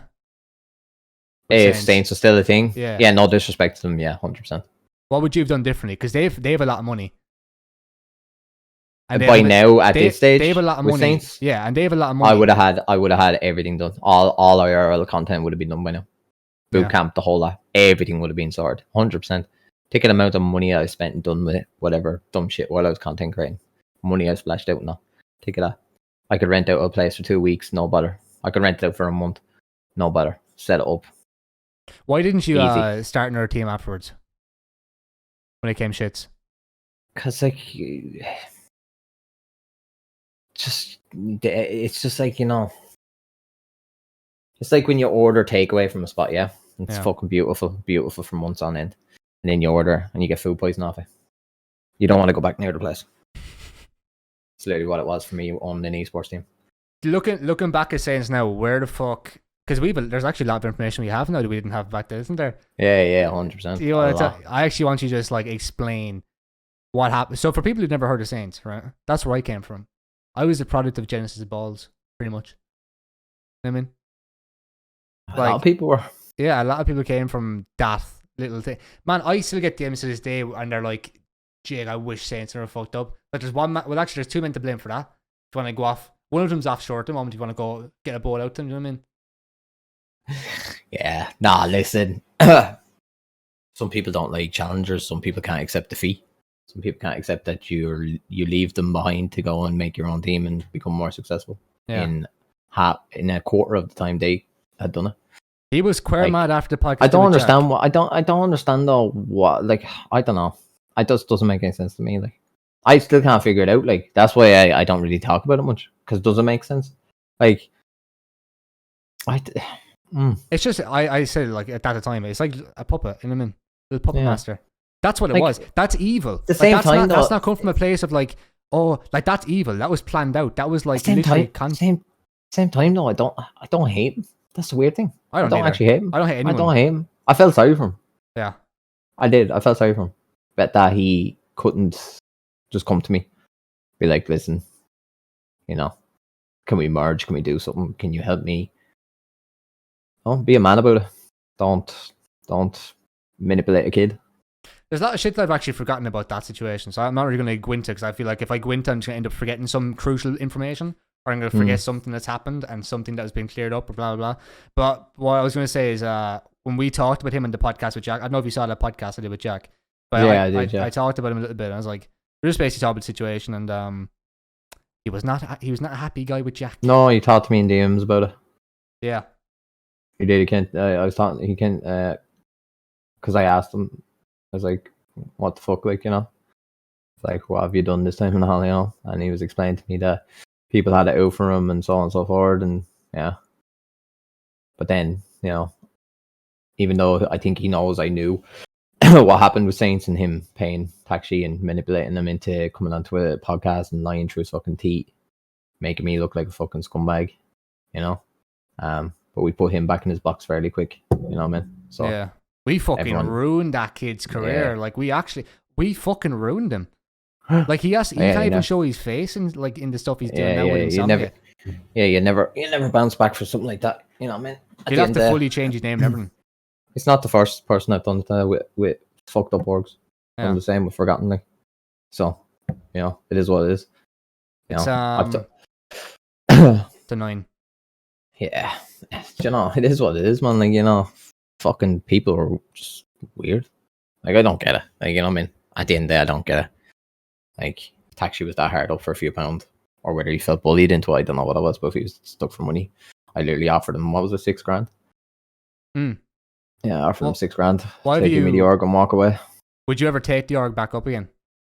Saints? Nah. Yeah. You never liked the name or the branding, did you? No, I wanted to change everything. Yeah. Would you ever consider taking, like, buying, say, like, if Taxi gave you the account, or you bought the kind of interested in this Vervana thing. Are you? Mm-hmm. Sarge's a good guy. He's only 16, isn't he? That's the issue. Yeah, That's the issue. That's why I said that's why I was like, I need sleep on it. But I'd have to get in the call to him, and I don't know if he'd understand the whole terms of it. I don't know if he's willing to accept it. But it's literally, it wouldn't be the option I get Taxi. I can't remember who he was talking to. I remember him talking to someone, Sarge, about this. I don't know where it was. I think he was talking to Josh about it. AOS Josh.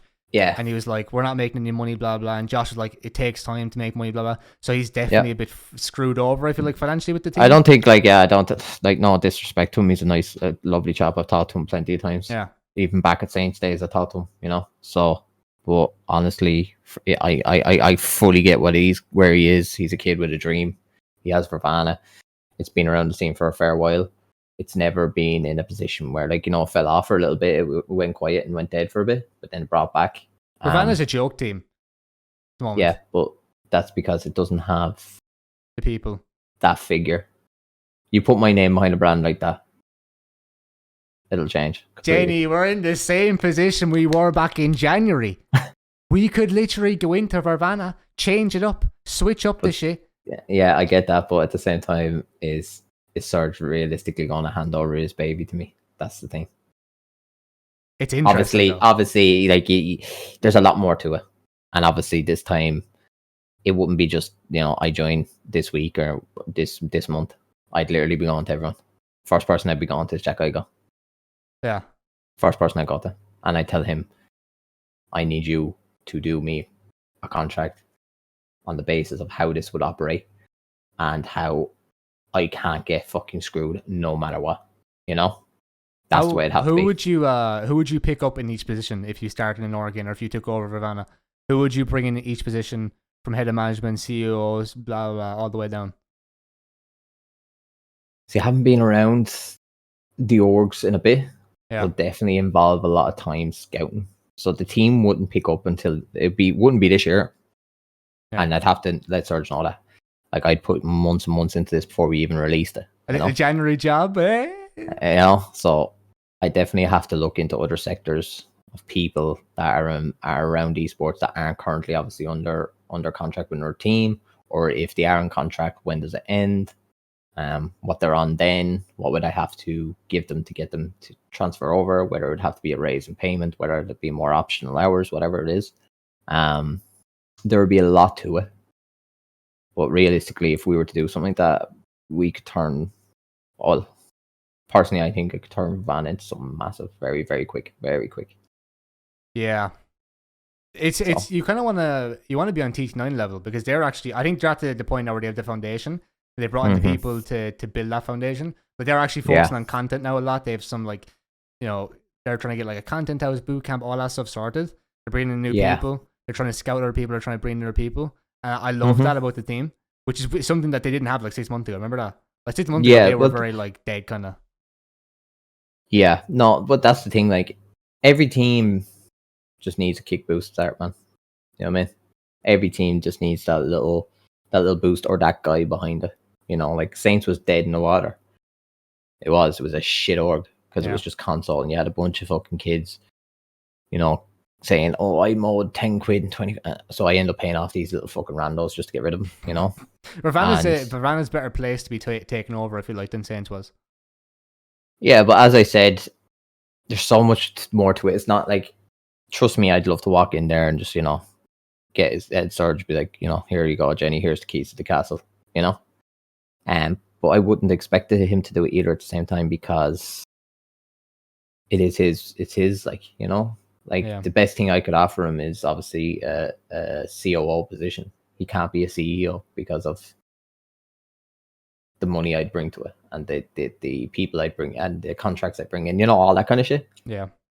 So he can't be involved because you tried to deal with teaser, didn't you? You tried to go into teaser with pad beats and stuff, and it was same kind of thing, But at the same time as well is that like I'm more so only done that to help out Pad. I'll be honest. I had no interest in teaser, and that's no disrespect to them. I just didn't see any promise with it. But I put my name to the brand just to help Pad out. Yeah, honestly, that is the definition of how you don't run a fucking team. Literally from top to bottom, it was just shit. You had people in the wrong positions doing the wrong things all the time. It was terrible. I hated it. Yeah, I hated looking at it. I knew a lot of the boys in there. And it was like, oh my god, no. What's so March Saints fucked it, like it's just completely fucked up. April, May, June. What was that like for you? When it ended? Yeah. What were the 3 months like after that? It's a really good question. I'm proud of that. It was actually more so. It gave me more time to think and more time to focus on myself as a content creator. Yeah. And what I wanted to do, because I was more so I was so focused on other people and making sure other people were okay and other people were growing. And I was sitting there myself, not worried about my own career. So yeah, it definitely was. The 3 months after Saints, it was horrible in a way though, because I missed so much of it. Yeah. Like, do you get what I mean? In that sense, like, I missed the fact that I didn't have nothing to do. Do you get what I mean? Yeah. Like, I had nothing to do. Sorry, I'm just responding to someone here as well. They're at me. I didn't have nothing to do. It was just dead for me, like, you know what I mean? Because I was waking up every morning and I had to get on the roster and I was making sure this was done, that was done. Out scouting, out talking to other people, trying to get sponsors on, trying to get more management involved, trying to get, there was so much. I was like ram-packed with work every single fucking day. Then to go back to having nothing to do, kind of dead, kind of shit. Like, I cried the day after that happened. I was so upset. It didn't hit me that night when it was all getting hacked and whatever, but like the day after, I was fucking so upset. I was like, oh, I could have been so good. And I remember you were streaming. I think it was like when the first time you played RP actually was that night. I think it might have been. And you were playing with Taylor, I think, at that time. I might have been 5M, might have been a different server, whatever the fuck. But I think you were playing GTA that night. I remember Josh came in, he was like, like about the pay and all that stuff. It was really fucking sad, like. Yeah. It definitely is, like, it's sometimes it's just, it is what it is, bro. There's nothing I can really say or do to change what happened. Like Taxi did say to me, like, what was it, like months after, when he came to me and asked me to come, like, did I want it back? Yeah. I said no, because it was already, once a name gets tarnished, it's done. Once a name gets tarnished, there's no coming back from it. Like, if 15 Kings came back, it's dead in the water. 15 cunts. Yeah.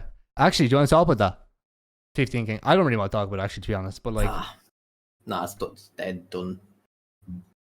Done. Crazy, and that happened only a few months after Saints got fucked. I was so pissed off at the time though. I was like, really? You fucked up our team for your team to then go into fucking bankruptcy, pretty much. Like, it's just, what the fuck, bro? Well, it wasn't like they the thing was, they brought in someone, we won't say names now, but they brought in someone who they thought they'd make a difference, but they didn't. This person just ran a fucking PC giveaway and they got thousands of followers from it. Them thousands of followers never interact with the fucking page. So you're sitting there with 10, 11,000 followers and 20 likes on your best fucking graphics fucking design. Like, fuck off. I'm over here fucking putting out a tweet at 9 a.m. in the fucking morning and getting 100 plus likes of me just saying good morning. Like, fuck off, bro. Yeah, the months directly after Saints, you joined BIFROST, I joined Serenity. I've never been so unhappy in my entire life than being an SRN and that period of my life. Oh, really? Just didn't like it? SRN was poison. Really? It was so bad. It was just, and I'll talk about it now because I don't give a fuck. But it's just this owner who came in and he had these big ideas. And they were like corporate. What was his name? Xander. He was like corporate ideas more so than actually like a family feel. So when I joined Serenity, I was in there for a month. Fantastic. It was actually great. It was like, oh, I felt like privileged to be in the team. And then this guy Xander came in that I didn't really have any preconceived notion of or whatever happened. And he comes in with these big, like, fancy corporate ideas, like how to get Serenity to this place within this time frame. And I've seen something like that. They put a video out or something like that, wasn't it? Like a plan video. Like a PowerPoint. Yeah. Oh. And in a business aspect, I do agree with it. But if you're looking at it from a streamer or content creator's point, you're looking at that as if, fuck me, this is just going to be long, and when am I actually going to catch my break when we're running a structure like this? Joe, it was like, actually, though, it was like me grinding out podcasts. That's what me being in Serenity was. It was like me grinding out podcasts. And then in June, when I finally hit that fucking jackpot, I was like, oh, all right. But that's the feeling that I have now with AOS. Like, that jackpot feeling, that's how with AOS, which is probably the biggest compliment I can give to them. Whereas with S-Ren, it was like, I was just grinding out podcasts. Wasn't really that happy with it. People are only coming to my shit to watch the other person. The way I look at it, it definitely suits the likes of Jack Igo. I don't even think it does, though. No, but he's got that business sense, and he's going after the whole lawyer thing, and also he's in a structure of business and long-term stuff to get to a point where he needs to get. Yeah, so it's the exact same thing for him. He's sitting back doing his own school and his own lawyer thing. Yeah, his lawyer degree and all. Yeah, he's chilling. He's hard vibing. He's doing that. So while he's doing that, he's the team's slowly doing their thing as well. So it's going to get to a point where he finally gets his lawyer degree, he's fully lawyer, and boom, the team's fully in that stable condition that that's a good point. Getting to. So that he's literally nailing two birds with one stone. So it definitely suits the likes of Jack Igo. Yeah, because he's not like a full-on content creator. He does content and he does good. Like he pulls in his own viewers. He has so much other shit on the side he does that's better than the content. You know what I mean? Yeah, 100%. But like at the end of the day, it suits him. But for yourself, no. I asked him on the podcast what was his biggest. Shit. Yeah, I asked him on the podcast what was his favorite. Well, like what is his main? Like what would he call himself? And he's like an influencer. I was like, all right, that's fair enough. Yeah, I find that difficult to understand that mind space because I'm always about growing and evolving and getting better content, making massive moves, like doing these like fucking crazy series, like, you know what I mean, making a name for myself, and I'm very determined to do that. Like Jack said to the level, like that's the type of shit I want to go after. Whereas Jack's just like doing college. When I'm finished there, well, hopefully it'll be doing well. Do you know what I mean? That's sort of attitude. You know what I mean? So it's just different mindsets. So I actually, to be fair, looking at that, like he probably is pretty suited to S-Run at the moment. But I just didn't understand it. A lot of the content creators, I remember like Riz, and you probably don't know him. He was in there. He left. Few of the creative teams I was friends with, kind of, they left. My thumbnail guy's still inside. You know, Kings, he's still inside SRN. Yeah. I was like, why? Is he not a loft? A loft and SRN. Oh, he's both. Yeah, I was like, why? Like, what? There's no. I don't think there's much need, to be honest. Like paper. Paper. Yeah. Paper. I think. That's right. If he's making paper, do it. Yeah, it's like today, like obviously, which I will say now, like obviously I had planned on going in and going off on the whole TSI thing, but they've paid me now. I've received the money. So they've stood by their word. They didn't want to go down that road. They were fairly fast as well when they find out there was a podcast coming. So they paid me. So I'm not going to go into it. I'm going to stick to my side of the contract, which is the NDA, not to disclose the information. And I'll do it now. I'll say no more. Delete me tweets. I'll say no more. I've got my paper, so I'm happy, you know, because when I signed, that was an agreed thing. So, but if you look at it in that aspect, like one of the boys from TSI texted me, who's joined, he was asking me like that, and I said, listen, bro, if you're getting bread, do your thing. You know, if he's there for paper, do your thing. You have that mindset with a lot of shit, though. Like you joined BIFROST based on money as well. Yeah, I joined BIFROST based off money because nobody knew about them. That's mad. Bro, BIFROST now, they actually have Milan and stuff, and they have a couple of really good players. Mad, isn't it? Popped off. Yeah, because Flowey keeps tagging me and shit. Yeah. It's like, oh, Jenny punching the air right now. But it's not that for me. Like, I could have stayed at BIFROST. There was no issue there.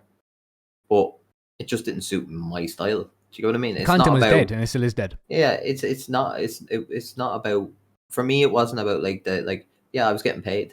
But at the end of the day, even though I was getting paid, I still left because it wasn't just for the money. If it was just for the money, I would have stayed and I probably would be on higher again right now than I was, like, you know.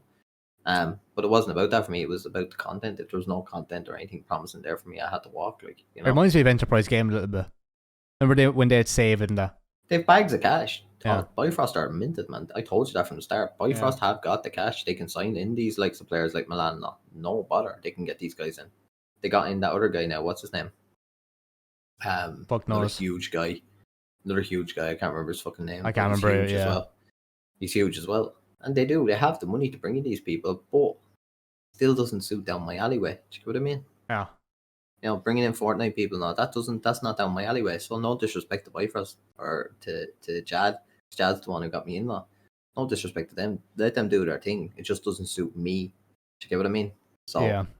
It's not like I'm not purposely trying to jump around from team to team. It's just I joined a team with a lot of hopes and ambitions, and it just doesn't go the way I want or to create it better for myself. So what's the point of me being there, man? I find it quite sad though when people go into something, they're like, oh, I'm gonna be a content creator, and then they come out as being like a manager or something like that. Yeah. That's just really sad, like, because it's like, oh, they that potential, and they're like, oh, they really want to like be a content creator, and then they come out like as a manager or something. That's so fucking sad. That happens though, like, that's what it is, like, at the end of the day.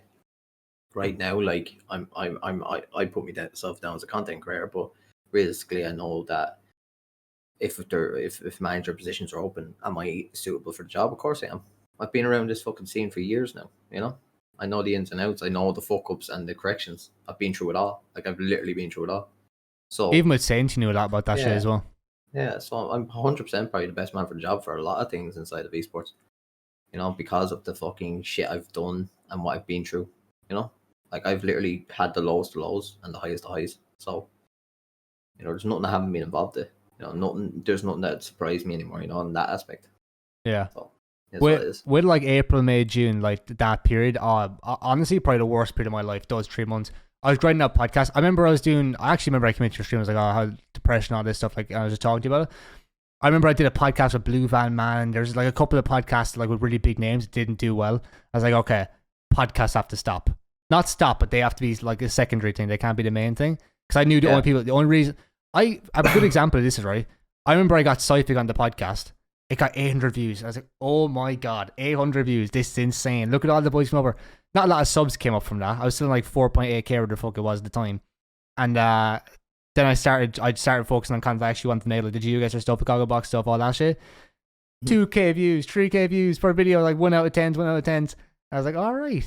So there's a different way of doing this without like milking off other people, kind of, in a way, you know what I mean? And that's what I was doing for a long time, the podcast. Even getting you on, like, I was milking the shit out of that. I was fucking milking the Saints drama, the fucking 15 King. I was milking everything. And the weird thing about the Jack Goggle podcast I did recently is, like, people are like, oh, you're milking the fucking... I don't have to milk nothing. I'm not milking nothing. Who do you think I am, milking something off of fucking me? I don't have to do that anymore. I'm not on that level anymore. I don't have to fucking milk shit off you just to get a fucking 100,000, like, or 1,000 views, like, you know what I mean? Yeah, 100%. 100%. Yeah. No, it is. That's what I mean. Like,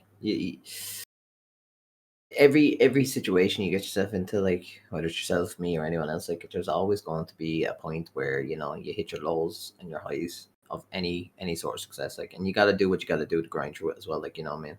Like, no matter what, you got to stay afloat somehow. So what are you saying you're going to be quitting for then, if that's your mindset? As in streaming and stuff. Quitting streaming stuff, like, that's what I'm saying. You never know. Like, as I said, I'm going to sleep on this whole org idea. You never know. I might quit streaming and just go straight into management kind of thing again. You'd be such an idiot if you did that.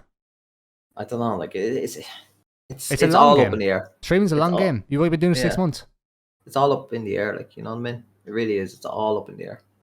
Yeah, but like, you've only been streaming 6 months properly. Like, 6 months as a streamer. Try those fucking subathons, fucking FIFA, Fortnite, all that shit. Like, you know what I mean? 6 months. Yeah, You're only I've done a lot. I've done a lot in the 6 months, can't I? Yeah. So you'll stick at it for another month or two. Imagine fucking Christmas though. Imagine in a month or two's time with Christmas, all the boys off school, fucking you're streaming. See what happens. You're streaming. I think what you do, right, is you fucking work out the next month or two until the new year. Keep going with what you're doing with CMG. Grind it 9 till fucking 5. You know what I mean?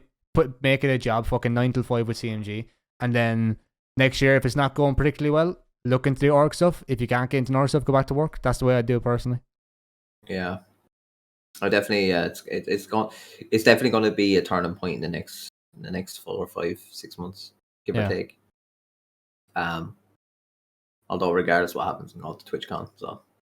Oh man, I'm going over to that in Amsterdam. That's gonna be the best fucking. I think that might be the best time of my life.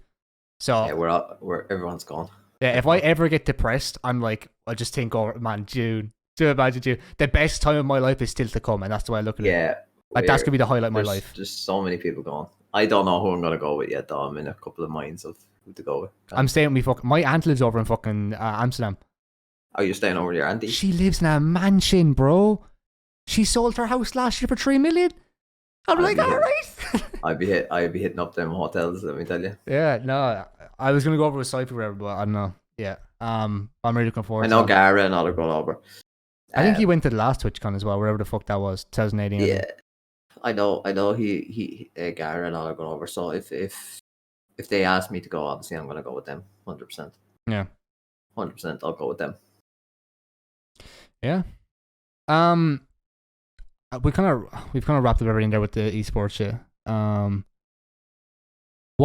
How would you review 2021? Well, how would you like sum it up, and how would you like describe the growth as a person and what you're doing now from the last 10 months, 10, 11 months? I definitely feel like I'm more known now this year. Yeah. Like, even though I may not have, like, the crazy thing is, like, I'm known by so many people, but, like, even though, like, they don't even follow me and all, they still know me in an aspect, you know? Same with me, yeah. It's mad, like, the fact that they can't just follow me, like, you know, follow me on Twitter. I just say, I do the exact same shit. Like, a lot of people know who I am, and they'll be, like, commenting on my shit, like, whiteboard, and not even following me. I'm like, what the fuck's going on here? How do you know about my whiteboard? Get the fuck away from me. Yeah, so, like, you know, it doesn't hurt to follow, like, it's free. So, but, like, I definitely have grown, 100%. 100%. It's obviously, this year's been better for me than last year. Last year was fucking drama full. Honestly, 2020 might have been one of your worst years, actually. Yeah. Now I think about it. Like, genuinely one of the worst. Yeah, 2020 was stupid. Like, you'd fucking, the whole forgotten shit, like being called a scammer, like the social media stuff, fucking family issues and all that shit. Like, it just, nah. Yeah, 2020 was horrible. But no, this year's been good. I've had my ups and downs during it, but it's been good overall. Really good year. I can't, like, if you're weighing pros and cons, pros definitely outtake cons. So it's definitely been a crazy year. I've enjoyed it though. As mad and messy and as up and down as it's been, I've enjoyed every second of it, like, you know, that way as well. Yeah. It's been exhausting though, more like, not just like with content and gaming and all, like streaming and stuff, but like family stuff and that. It's exhausting, man. It is exhausting. How long do you have left? You can do yeah. When are you gonna die? No, like, do you have like 45 minutes, maybe half an hour, 45 minutes? Yeah. Do you want to get deep and personal? Yeah, go on. Here we go. Yeah, because I wrote down a couple of things here about like family and just mental health and all that stuff. I actually want to get into it. Yeah, go for it. You had a couple of pregnancy scares. Remember with Saints?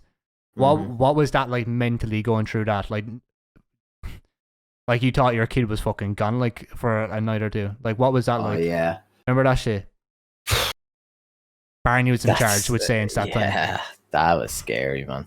That was fucking proper scary shit. Like, you literally, like, you're at points there where, like, you literally feel like you're just dead inside. Like, your heart just stops, you know, because you're thinking how bad it is at the time, but then your mind starts thinking everything at the one time. Yeah. And you're looking forward thinking, how's this going to affect Nicole? Is she going to be suicidal? How's this going to affect Tyler? Is he going to suffer major depression, have a shit childhood? You know, there's so much behind it. So yeah, it's scary. It was probably, that freaked me out. Like, fuck me, man. Nah. That was so scary shit. Like, wouldn't wish it on anyone, man. That like, there's a lot of things that can scare the fuck out of you, but that's definitely like to think about that, because I know people out there have had that, or they've lost a child, and I can only imagine. Like, I actually can't even imagine. I wouldn't even, because it's actually rude for me to say I can only imagine, because I can't. But no, if that happened, I'd be gone. I'd be done. I feel like the life and death of a child is definitely way more. Like, that would fuck you up way more than having, like, how do I say this? It fuck you up more than anything, yeah. Yeah, like, save your health was at risk. Like, say if you like cancer or the fuck, like, that's one thing. If you knew you were gonna die and then your child, your death doesn't mean shit. Yeah, that's what I was trying to say. 100%. What was all pregnancy like then? After that, it was, it was nervy because, obviously scares and stuff like that. But, we were very careful, and Nicole was very careful of what she was doing, what she was lifting, what she was, anything like, she was. So it was definitely more so like, kind of praying that the time got up to the point where he's coming out, Yeah. Because like at least that point when he's out, the doctors can have a go at him, so to speak, if something's wrong. But when he's not out and he's inside, that's the complications, like, So it was definitely a scary pregnancy towards, like, obviously Tyler. Tyler was chilled. There was no issues to that. But with this lad, like, but he's such an active child, like he's fucking nuts. And he's so long, like, already, like. He was all healthy, wasn't he?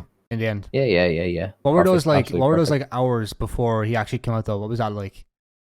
Were you fucking shitting yourself? No. So it was excitement, but like, I was more so, you don't actually, when that's happened, you're more so worried about Nicole, like the missus. Yeah. Because there's complications with cesareans as well, like C-sections. There's been major complications. Like, lots of women have died doing C-sections.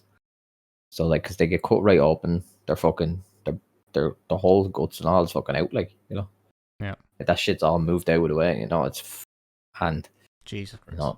And they're pumping shit into her non-stop, and she's there, and she's fucking like doped out of her face, like doesn't know where she is, what's going on. That might be the worst thing I can actually think of. I hate, like, I can't even do needles, bro.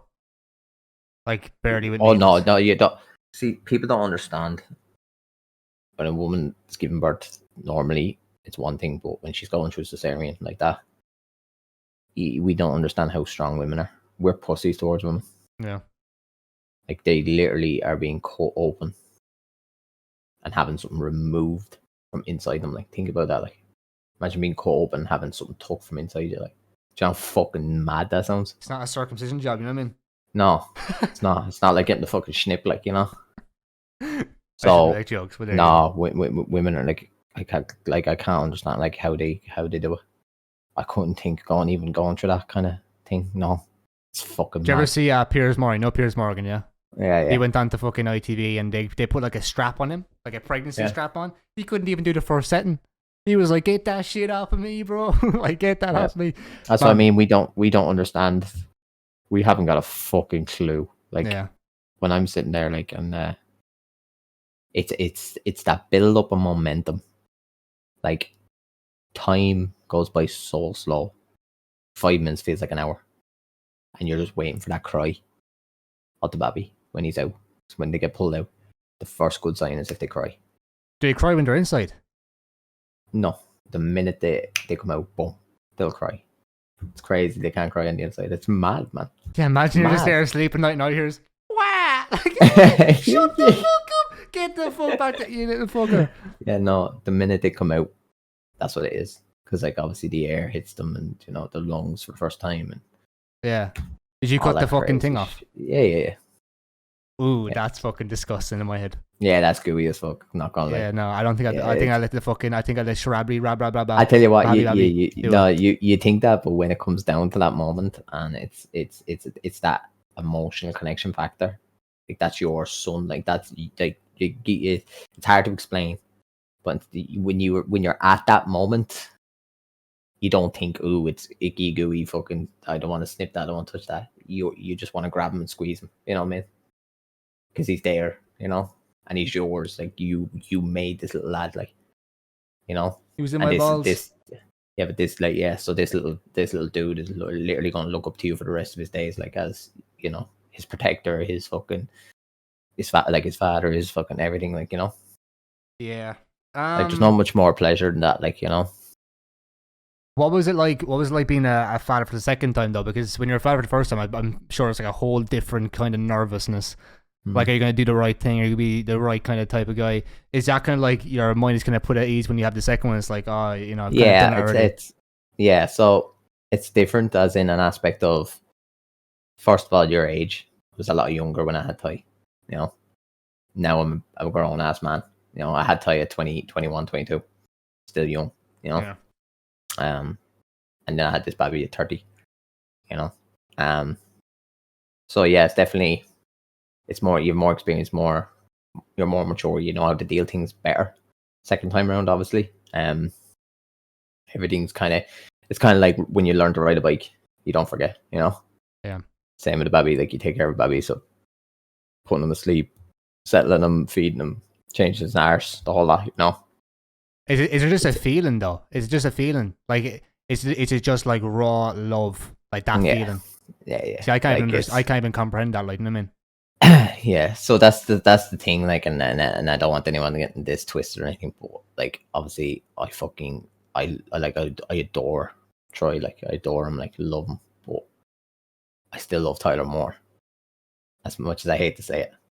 But Tyler's my first, and Tyler's my boy, like, you know, in that way, like, he's like, Tyler's literally the fucking everything about me. He's the spitting image of it. Like, he does everything exactly like I do, you know, like everything. He's me, a mini me down to a T, like, you know.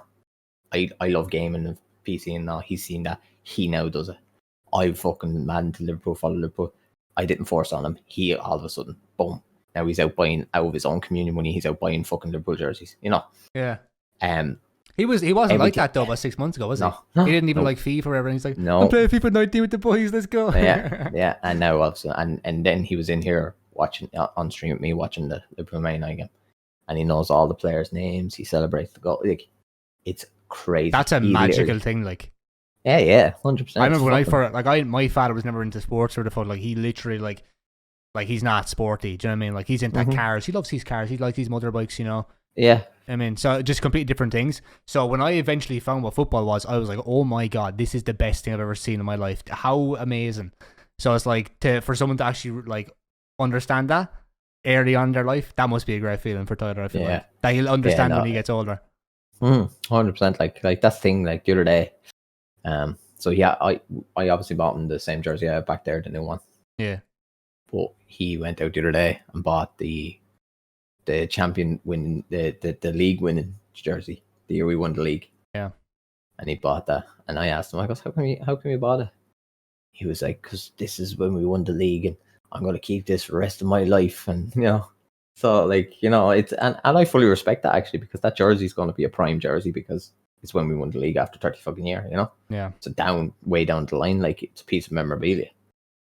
But that's what he does, like, you know. And when he goes out and about now, like, he's mad into his match attacks now as well. I used to be mad into them when I was a kid. He's mad into his Pokemon cards. I used to be hooked on them when I was a kid. Gotta be fucking match attack in the back there. Yeah. Memorabilia, you know what I mean? Yeah. He was on stream, like, talking to the boys, and the boys were all asking him, like, oh, what match attacks have you got? Have you got a 101 Messi? 101 Messi, you know? He's like, yeah, I've got a 101 Messi. I thought he was taking the piss. He actually came in with a 101 Messi. I was like, where did he get that card? Like, you know, I don't know where he from that, but he has all these fucking crazy cards. Again, the boys were telling me they're worth money, Jenny. And I was like, are they? Yeah, I was like, I don't know where he's getting them. He must be out in the road robbing them off the young lads or something. I don't know. I don't know where he's getting them, but he has fucking so many. I know we buy packs for him and all, like, but today he bought, like, he went in with me to GameStop today. Yeah. And as I was saying, I bought the flasks, and I got the third one. So he was buy 3 and get 1 free. Like, so buy 3 for the price of 2. Yeah. So I got this one, and he got like this, but it's all the Minecraft. It's Minecraft, so it has all the Minecraft objects on it. It's mad. Like, all the like the pickaxes, the fucking stones, the fucking grasses, the whole lot. It's all wrapped around it, but savage looking, ugly. But he bought himself this Charizard Pokemon limited edition thing, and there's like 8 Pokemon packs in it, right? And a big Charizard card, and it's 50 fucking quid. 50 fucking quid. But I can't tell him what to do because he made a fucking bank on his fucking communion, didn't he, sure? Oh, yeah. Oh, what was that like, actually? I remember I seen you fucking dressing up all smart, like, with your fucking 50-cent hoodie. Yeah, fucking look at the business. That was a great day. It was a great day. I got him in the bouncy castle and all, and he invited his friends down. The family and all came down. Well, Nicole's family, because my family don't come to shit because they're all the cunts. But anyway, yeah, so it was great, actually. Great day. He enjoyed himself. Made fucking bank. He's spending fucking 20 quid a night on fucking V-Bucks. We won't talk about that. You know, I'm not at all religious, but actually, do you know what it is? Communion and confirmation is such a great time. Yeah, so basically what it was as well, like, so I'll show you now. You probably think I'm mad in the head, but after he made his communion, he gave me his holy rosary beads. Yeah. And asked me would I wear them, like, keep them on me. I wouldn't wear.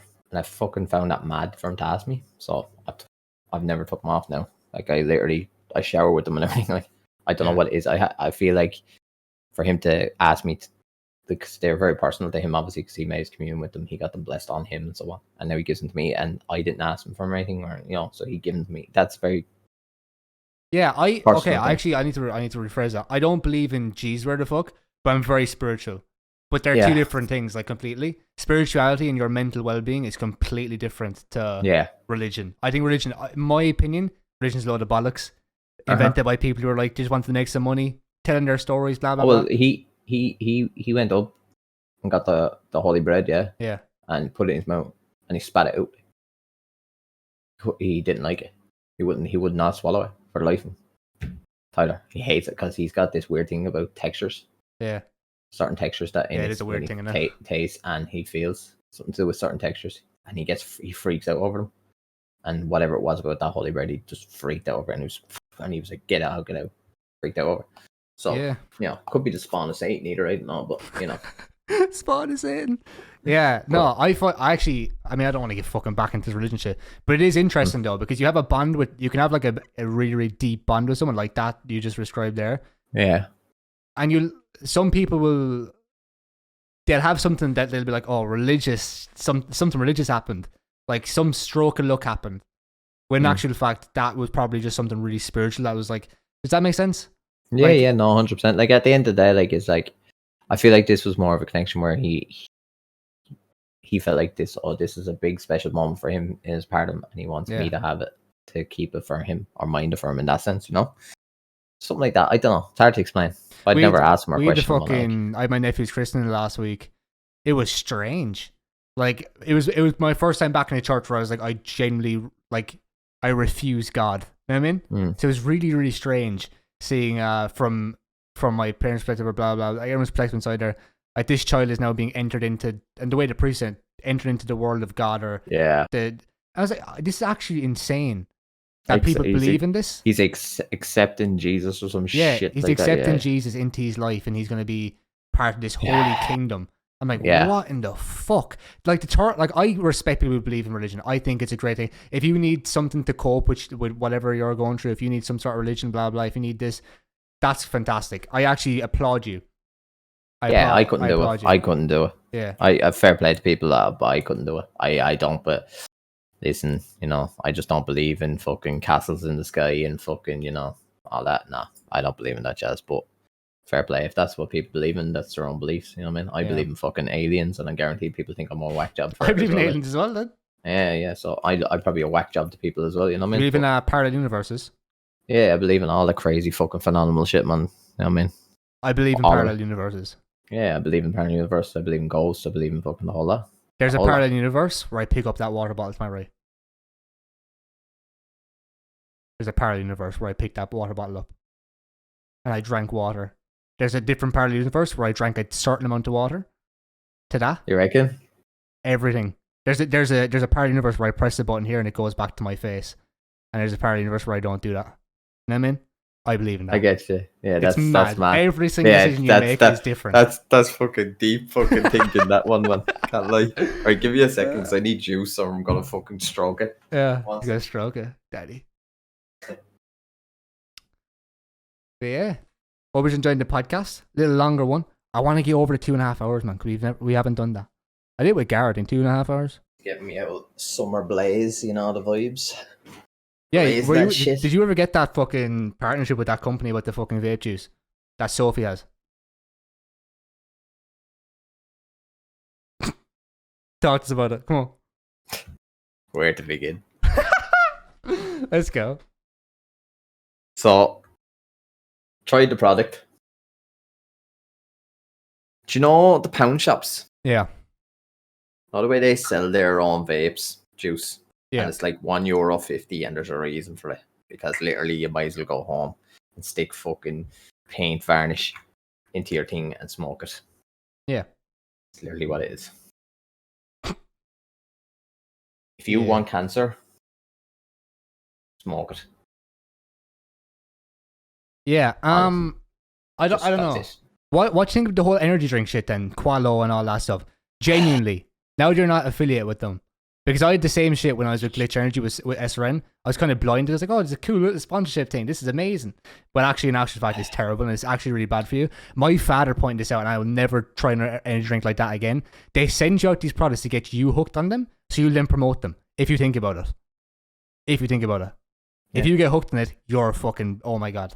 Yeah. I can't lie. Not a fan. Yeah, I think it's shit. It tastes weird. It tastes weird. I don't know whether it's us though. What do you mean? As in a sense, we've had G Fuel, we've had Sneak, yeah, we have Monsters, actually, we have Red Bull. Yeah. Have we literally polluted our mouths to the point where we have too much high expectations? That is something, yeah.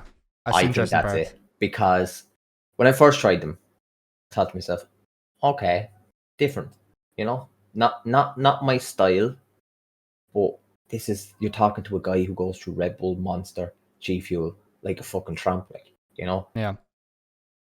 I have high expectations. Same with my juice. Like, my juices have to be like high grade stuff, like proper quality, nice taste and stuff. You know, I spend a fortune. Like, this bottle alone is $22.50. You know what I mean? So I have that. I have a feeling it's the standards. You know, you know, it depends on the person. Yeah, like you've just came off as well. You were on Sneak as well. You know, so Sneak's better in my opinion because it's more sugary, more bad for you, but it tastes better? Because everything that's fucking bad for you always tastes better, and we all know that. Yeah. So I just have a feeling it is a healthier option, but we're not them guys to be promoting something healthy. Yeah, but I know. I want them to send me out those sleeping tablets though. I definitely would like to. The nutritional side of it is interesting. I like that. I don't understand why I wasn't given them. Yeah. That's one thing I don't understand. I was given the drinks. I don't understand why I wasn't given the tablets as well. Because I wasn't just affiliated with them, I was a partner with them. So did you find it was very did you find it weird the way they sponsored like every fucking team? Every Tom, Dick and Harry was getting sponsored by them? That took it away from it as well. That took it away from, but that also just that's just to get their product out everywhere, you know. So in a business aspect it's clever, but it is in a partnership or affiliate aspect, it's the shit. This comes back to the SRN thing as well though, a little bit. It's like, you know, you can throw all this promotional shit out there, you can do all this corporate shit. But is there actually any shit? Yeah, is there any, no, but in general with SRN, is there any like actual family feel in there, or is it just a business? Do you know what I mean? Like used to be Lexi? No, with fucking the energy drink with Qallo. Like, do they actually have like a family feel, or is it just like a business selling you a product? It's a business. It's 100% a business. You cannot start up something like that and call it a family. It's a business, man. It's a business aspect, like, you know. But that's the way they brand it though. And it annoys me. Yeah, but you have to, like, because if you're going to be pushing out, especially energy drinks like that, like, you have to frame it as a business. If you don't, it's going to fail miserably. Yeah. You have to put that as a business, 100%. Yeah, it's probably a bad example then. It is what it is, though. You know? I think they're probably going to make a bit of bank. They're getting all these... You're making a fortune off it, so... Yeah. You know what I mean?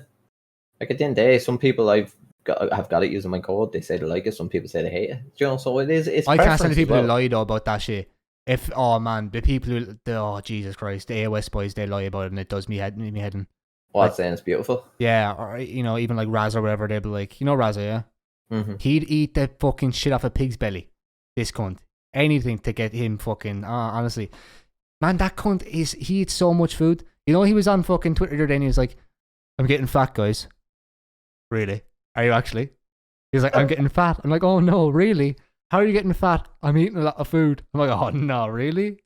Man, the guy eats more fucking takeaways and fucking... I don't know. It's a funny cunt though. Oh, he is, yeah. Do you ever see when he stands up, he just takes his belly out and he just starts fucking flaking it? Slapping it. Yeah. It's funny bastard, man. I love the fact though he embraces his weight. I like that. But he's trying to lose it though, to be fair to him. But like, he's weird, like, in a way. Like, mental health is really interesting with him. Because, like, he has so many ups and downs, like, visible ups and downs. Like, he'll have a day where he's like, oh, I'm hitting the gym now. Next day, he's like, 2 takeaways, you know what I mean? Just for the crack. You know what I mean? Just for the shit. He literally justifies the whole purpose of the day before. Yeah, he was in TT9 and I think he won a challenge and they ordered him a pizza. I'm like, are you trying to kill this cunt? Cunt's archers gonna fucking blow up with these days, man. You stop trying to write off me content creator. Justice for Raza. He needs to put in like a. So, be honest with me. One of those Juice WRLD songs that they thought was lost. They found it, and it's after leaking from 3 years ago. And it's probably one of the best songs I've ever heard in my life. I'm actually over the moon. From the 3rd of March, the 20th of March, 2018, called Already Dead. Oh my god, bro. That's crazy. I'm a massive Juice WRLD fan, just in case you haven't noticed. Oh, yeah, kind of knew that, yeah. Yeah. Small bit. Yeah, all the posters and stuff, you know what I mean? Yeah, what was the center? Yeah, you asked me about fucking AOS. Yeah, so, like, because last I heard, all the boys were packing up shop to TT9 because it was better money. Yeah. Yeah. And now all of a sudden they're all, AOS still. So, like, what happened? Like, I'll be straight up. I'll be honest with everything I'm going to say here, and this is the wholehearted truth. This is no troll. Okay, so if the boys are watching, this is the wholehearted truth of that situation. I thought all the boys were leaving, but I was still contracted until December. So I would have to stay regardless, unless they wanted to buy on my contract, blah, blah, whatever. That wasn't going to happen. So I knew I wasn't going to be leaving anyway, and all the boys leaving. So I convinced them all to stay. I got Jamie's contract literally fucking written out with everything that he needed for him to sign that contract. I literally... Is he on bags now, yeah? Little bit, you know what I mean? Compared to what he was. Like, I literally made that deal happen because I was like, I'm not staying in this team for the next 2 months with me and fucking General Mo. Like, it's just not happening. So I was like, something has to happen. So once I got Jamie, well, it was easy to get legit on because he loves the team anyway. So you get legit to sign on. You bring another content creator. Well, I'll tell you off stream. You probably already know. But like, brought another content creator. I think I know who it is, yeah. And then I was like, yeah, just get Jamie to resign, and at least we have 4 or 5 content creators who are decent there. So Raza left, and we were like, okay, but at least we fucking solidified this team. But the whole, like, I wouldn't have done any of that shit unless, like, if I could leave, I probably would have left if all the other boys were leaving as well. If Jamie was leaving, Raza was leaving, I would have left as well. Just straight up, because I didn't want to be in the team unless Jamie and the boys aren't there, you know what I mean? But that's the whole point. I love the owners, blah blah, but like the only reason I stayed in the team because I wanted to stay with them. And I said to Josh, if you can get Jamie to sign again, I'll probably sign on again in December. Like, so that was even more incentives. I was pushing, I was being the fucking puppet. I was literally fucking dictating everything that happened, and they won't want to admit that. Blah, like, oh, we got cut out there, but no, seriously, I got everyone to sign back on, and now it's fine again. We're starting the AOS podcast. We're getting everything done, and for the next 2 months, everything's shifty. Everything's nice and fantastic, and they will renegotiate again, and we'll see how it goes. So that's how it is. Yeah. That's what everything happened. So they would have left. I would have left. I couldn't have left anyway. So that was the whole reason why everyone stayed. Because, you know what I mean? I was just working my shit. It's like, I'm not staying in this team on my own for 2 months with no one to fucking talk to. Fuck that shit. Yeah, no, I get you completely. So fair play, though. I like to keep them on, like, but obviously they'll thank me for that in the future. Even if I do end up leaving at some stage, they'll thank me. Who did you just lose then? Just Raza? Yeah, just Raza. Yeah. Everyone thought everyone left, and that was me again with the whole fucking propaganda shit. I was like, oh boy. But Raza does all this stuff with that Kobe guy, doesn't he? Yeah, that's actually interesting. We were talking about that last night. He wasn't a part of the E-Debt stuff, but he ended up coming onto the E-Debt stuff, and he stole the show. Like you came with the Gogglebox, right? He came onto the E-Debt and he stole the show, and he was like the standout guy. And it actually came to the part where everyone was coming back just to watch Raza. Mm-hmm. So they basically got him into TT9, which, yeah, actually that was probably one of the reasons why they did get him in, because of the E-Debt stuff, to be fair to him. I remember sitting in the call with Raza like 2 months ago when I was doing really, really well. Like I was banging out 1K, 2K views per video like over the summer. And, you know, I was doing better than him, and Raz was like really, really low and stuff. I was like, your time will probably end up coming. You just have to keep fucking plowing away with it, because he's good. He's a really good contract. He's a funny guy. So he ended up going to eat that stuff. The best thing that probably ever happened. And he went up a load of followers, load of clout, blah, blah. People know who he is. He gets signed to TT9. They're going to do a lot of stuff now with EDES. So I think what they're going to do now is the EDES could be actually kind of like co-owned kind of thing between the two of them, which is interesting. It's going to be like a TT9 production, which I think is a good way to go with it. Because if I'm being honest, I don't think Kobe's that great at what he does with that. I think that could easily be improved like tenfold by someone else. So the fact they got Raza on actually kind of saves his bacon a bit, because Raza can now take some of the load and kind of like help out and try and get stuff done and get people on and get stuff rolling. So I think it actually kind of saved his bacon, even if you wouldn't want to admit that, because Kobe's actually a nice guy, to be fair to him. I talked to him. But yeah, I think Raza's after saving the day with that E-Dead thing, because I think they were struggling with it for a bit. So everything worked out well in the end. We'll see how it goes. Honestly, though, looking back at the last like 12 months for me, though, 12 months ago I was doing my leaving cert again. I had to repeat it, right? Wasn't great. I failed biology again for the second time in a row. I was a gobshite with biology, so I need to get a wife that's good at biology, because you know what I mean. So January, got picked up to Saints. Great. 3 months of greatness. We learned a lot. We met a lot of people. With me, anyway. You know what I mean? March, April, May, shit, depression, S-Ren. I was just all like AIDS. June, Rooney had a little pickup talk on me, got me back going, put me out of that depression, focused up, and I used, this is going to sound really strange, I used Juice WRLD as a religion. To get me out of that. If find something that you can stick yourself to. That was it though. That was genuinely it. That was it. So that was like my whole, that's how I got out of my depression, or the fuck, that's how I got out of my mental space.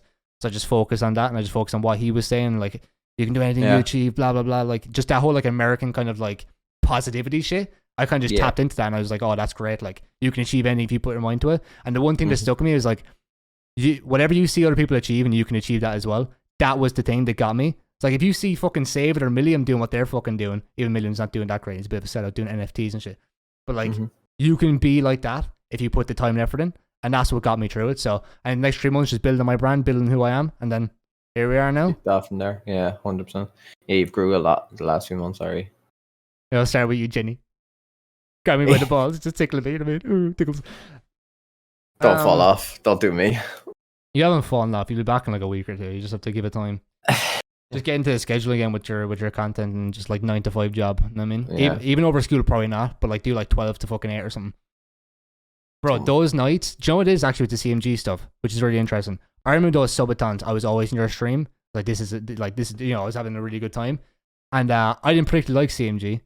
And there was a couple of nights in a row where you were just mining, diving, just talking to chat. And that got me hooked in the game. I'm not really I can't really like watch anymore because the cars and stuff, but like, you know, it's really, really enjoyable to watch, you know what I mean? Yeah, no, definitely I need to get back on that grind. Yeah. 100%. How was your content change with CMG then? But see, it's a lot different now, especially with the triads being whitelisted. So everything's kind of stepping up a lot. Yeah. Obviously, like now I came into triads as just, you know, Jenny or whatever, and now I'm third in command. You know, you've got the bosses, under bosses, and then me. So it's a lot more responsibility now. And obviously I'm not the sole streamer for things. Malamphian obviously streams as well, and a couple of the other guys, Mandini and a couple of them smaller streamers, you know, that are just starting out, are involved. But I would have been the main streamer for the team. Like, I was the one that was showing all the shit that's happening. You know, the trials were obviously always doing great work. You know what I mean? They always had good RP. It just wasn't being seen enough to a point where they needed someone like myself, a streamer, that was able to put it out there on a bigger scale. You know, so like obviously I love everything about it. You know, obviously there's some tough times in there, and there's some times that we all argue with each other over certain things, like if it doesn't go right and whatever, but that happens. But like obviously then I took CMG by the neck, like, and just went for it. And like, not to blow me on horn, but I'm very well known in the city. Yeah. Like, everyone knows me in that aspect. And then obviously more people know me now because of the podcast that we created. Do I go over the podcast? How did that start, and who was the idea, and how did that all happen, and how's it going? So basically what it was I wanted to do something with CMG that hadn't been done. And I'd heard Biggs talking about doing a kind of like a podcasting in the city down at Ace Records, where one of his buildings, with the characters, and doing it in that kind of style.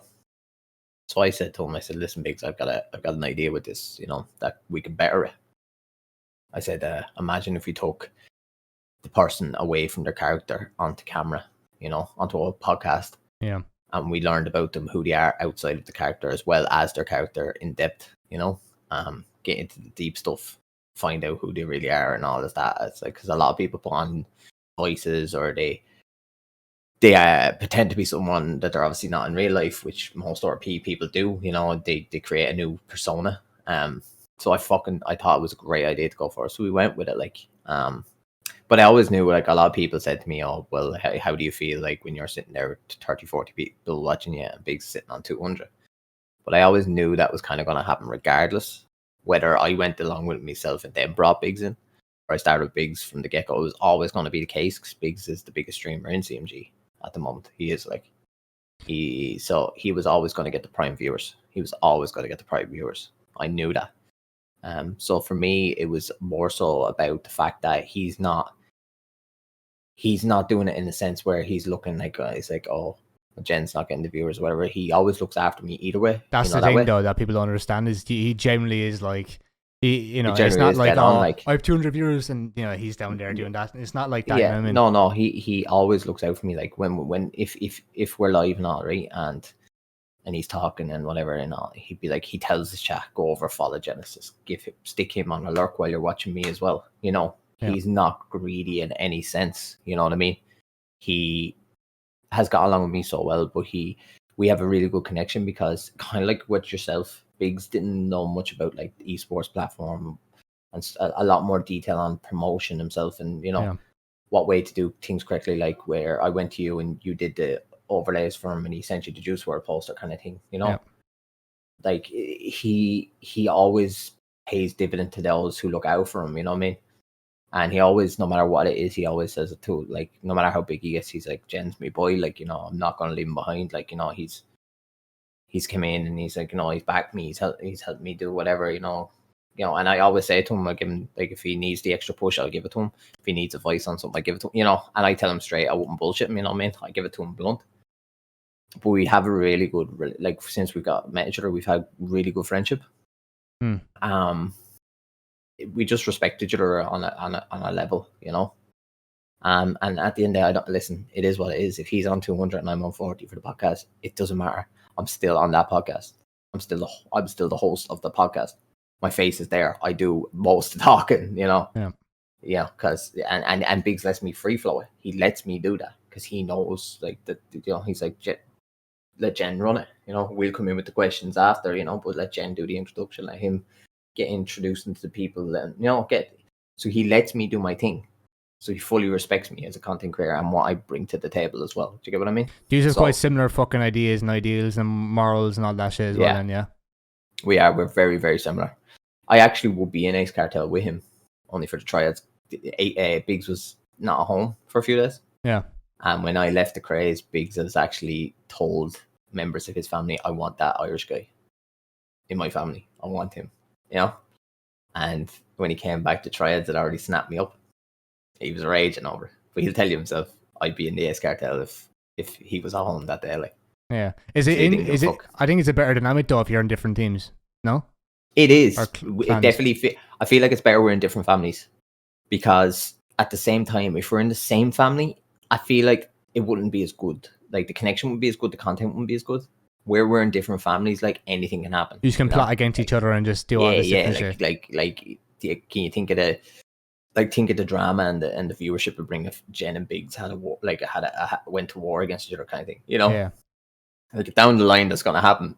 We know that for content reasons, obviously, like and in the city, our characters are eventually going to turn on each other, whether it is what it is, if we double cross each other or whatever. But we do so much together. That's the thing. Like all the events you see in the city, all the events are hosted by the Triads and the Ace Cartel. The Halloween party. We do everything together. Like the two families, we're in kind of like a unity. That's what we call it, like an alliance.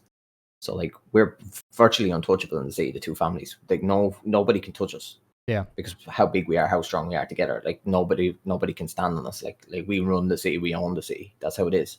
Was it getting boring? Was it getting boring for a bit though? I remember like you were repeating the same storylines with that fucking Carlos guy and Bo, and repeating the same shit over and over. That's what I mean. That's why I stepped away and kind of leaned more to the side of like the proper drug dealing side of things and the down and dirty of it. More families have come into the city that have got involved and stuff, so that's really, really good. In the aspect then of me, obviously, so basically Biggs is the main drug dealer, like he's the main supplier of the city, but I'm that guy on the streets. I'm the main drug kingpin that everyone has to go to get their shit. Everything has to come through me, and if it doesn't, then people get shot and put in the ground. That's literally how it works. Do you feel like you live an alternate life in that game? Some days, yeah. Some days, no. Some days, yeah. Some days you're so enticed into a story, like you're so glued in. It's like when you watch a movie and it's so interesting, you're literally glued into it, and nothing else around you matters. Yeah, there is times where you get like so in depth into your character. Do Do you find an escape though, being like a nice, a little family man, a little streamer, and then get into a game being a drug dealer kingpin? I mean, yeah, definitely. It's gives you a kick in a way, like, in that sense, like, because when I first came into the city, I was nobody, like I got to where I am because of the amount of time and effort and RP I put in, Yeah. Like I started off obviously with the alpha dogs, like with me, Og, Rudy, that's how I started. They made your own thing. And then I had a meeting with the Cray family, and that was Pluxy, Ronnie Cray, and all them boys. Yeah, I was there that time. They took you underneath the underneath the mountain, kind of in the thingy. Yeah. That's where I got involved with them then, and the Crays wanted me on board. Next thing you know, I was an underboss in the Crays because of how much work and effort and RP I was doing. And then obviously the Crays went downhill because people were going to PD, other people gave up in the game. Pluxy wanted to go fragging, so everything started falling apart. But I kept that RP going by myself and a couple of soldiers in the Cray family. And the Triads and Ace Cartel seen this, how much effort they were like, this Gen guy is literally just, Craves were about to die. This kid's took it by the reins and doing it himself, and he's just pushing out solid RPs, getting involved in shit. I was showing up to big family meetings, and I could be the only member showing up on my family in the Crayfit, but I stood there firm with me gun on my side, ready to fuck with anyone, and that made that impact. And that's where people are like, that's where the two families then realized, this guy's putting in effort and time, and it'd be a great fit for us, and so on forward. And then obviously work my way to the trials. Like, do I know? Like, I don't know my future. Like, inside CMG, a lot of people always say to me, "You're gonna start your own family," so on and so forth. Like, I don't know what's the future for me right now. I'm happy the trials are now whitelisted. I look forward to seeing which way it goes from there with that. Whitelist perks obviously add so much flavor, so much more to what we can do. Yeah. So I'm gonna see what happens, see what rolls with it. But as I said, you can create new characters. So I can create a brand new character and create a brand new story. That's the beauty of it.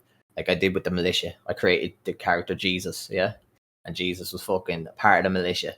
He came from a Ukrainian fucking well, yeah, beaten his whole life, fucking had pipes going up to make him breathe and shit, kind of like a Bane type character, yeah. Fucked up in the head, kidnapping the top fucking boys in the city, torturing people and all, you know what I mean? Planting bombs in their fucking buildings and shit, crazy bastard, And we'd done a huge storyline that, and he was cool, he was vibing, everyone loved it, everyone loved Jesus. Jesus didn't fucking give a shit, Yeah. And then obviously big snipe Jesus in the head when he got set up, but Jesus had to die. Jesus was rogue, man. Are you gonna? Do you ever think you're gonna go on to those big no pixel servers or no?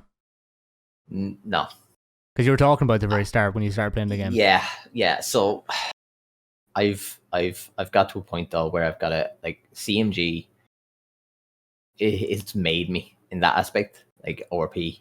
Yeah. I don't think I could leave to go to no pixel. I really don't, unless there was obviously, we're talking money and shit, big money, like to do that shit. Like if someone from like no pixels like seeing you and your RP and they really wanted you, there'd obviously be a lot of talks about it. Yeah, they do. They look for like top RPers to join. That's what they do. But for me, no. CMG is my home, man. Like I've literally, like, do you know how hard it is to get a streamer role in the CMG Discord? It is so hard. Yeah. So hard. And I actually have it now. Like there's only several people with it, and I have it, which is crazy. I've only been in the city 4 months, bro. No, not even. Just under 4 months. And I have the streamer role in the CMG Discord. That's a fucking 60,000+ fucking Discord, yeah?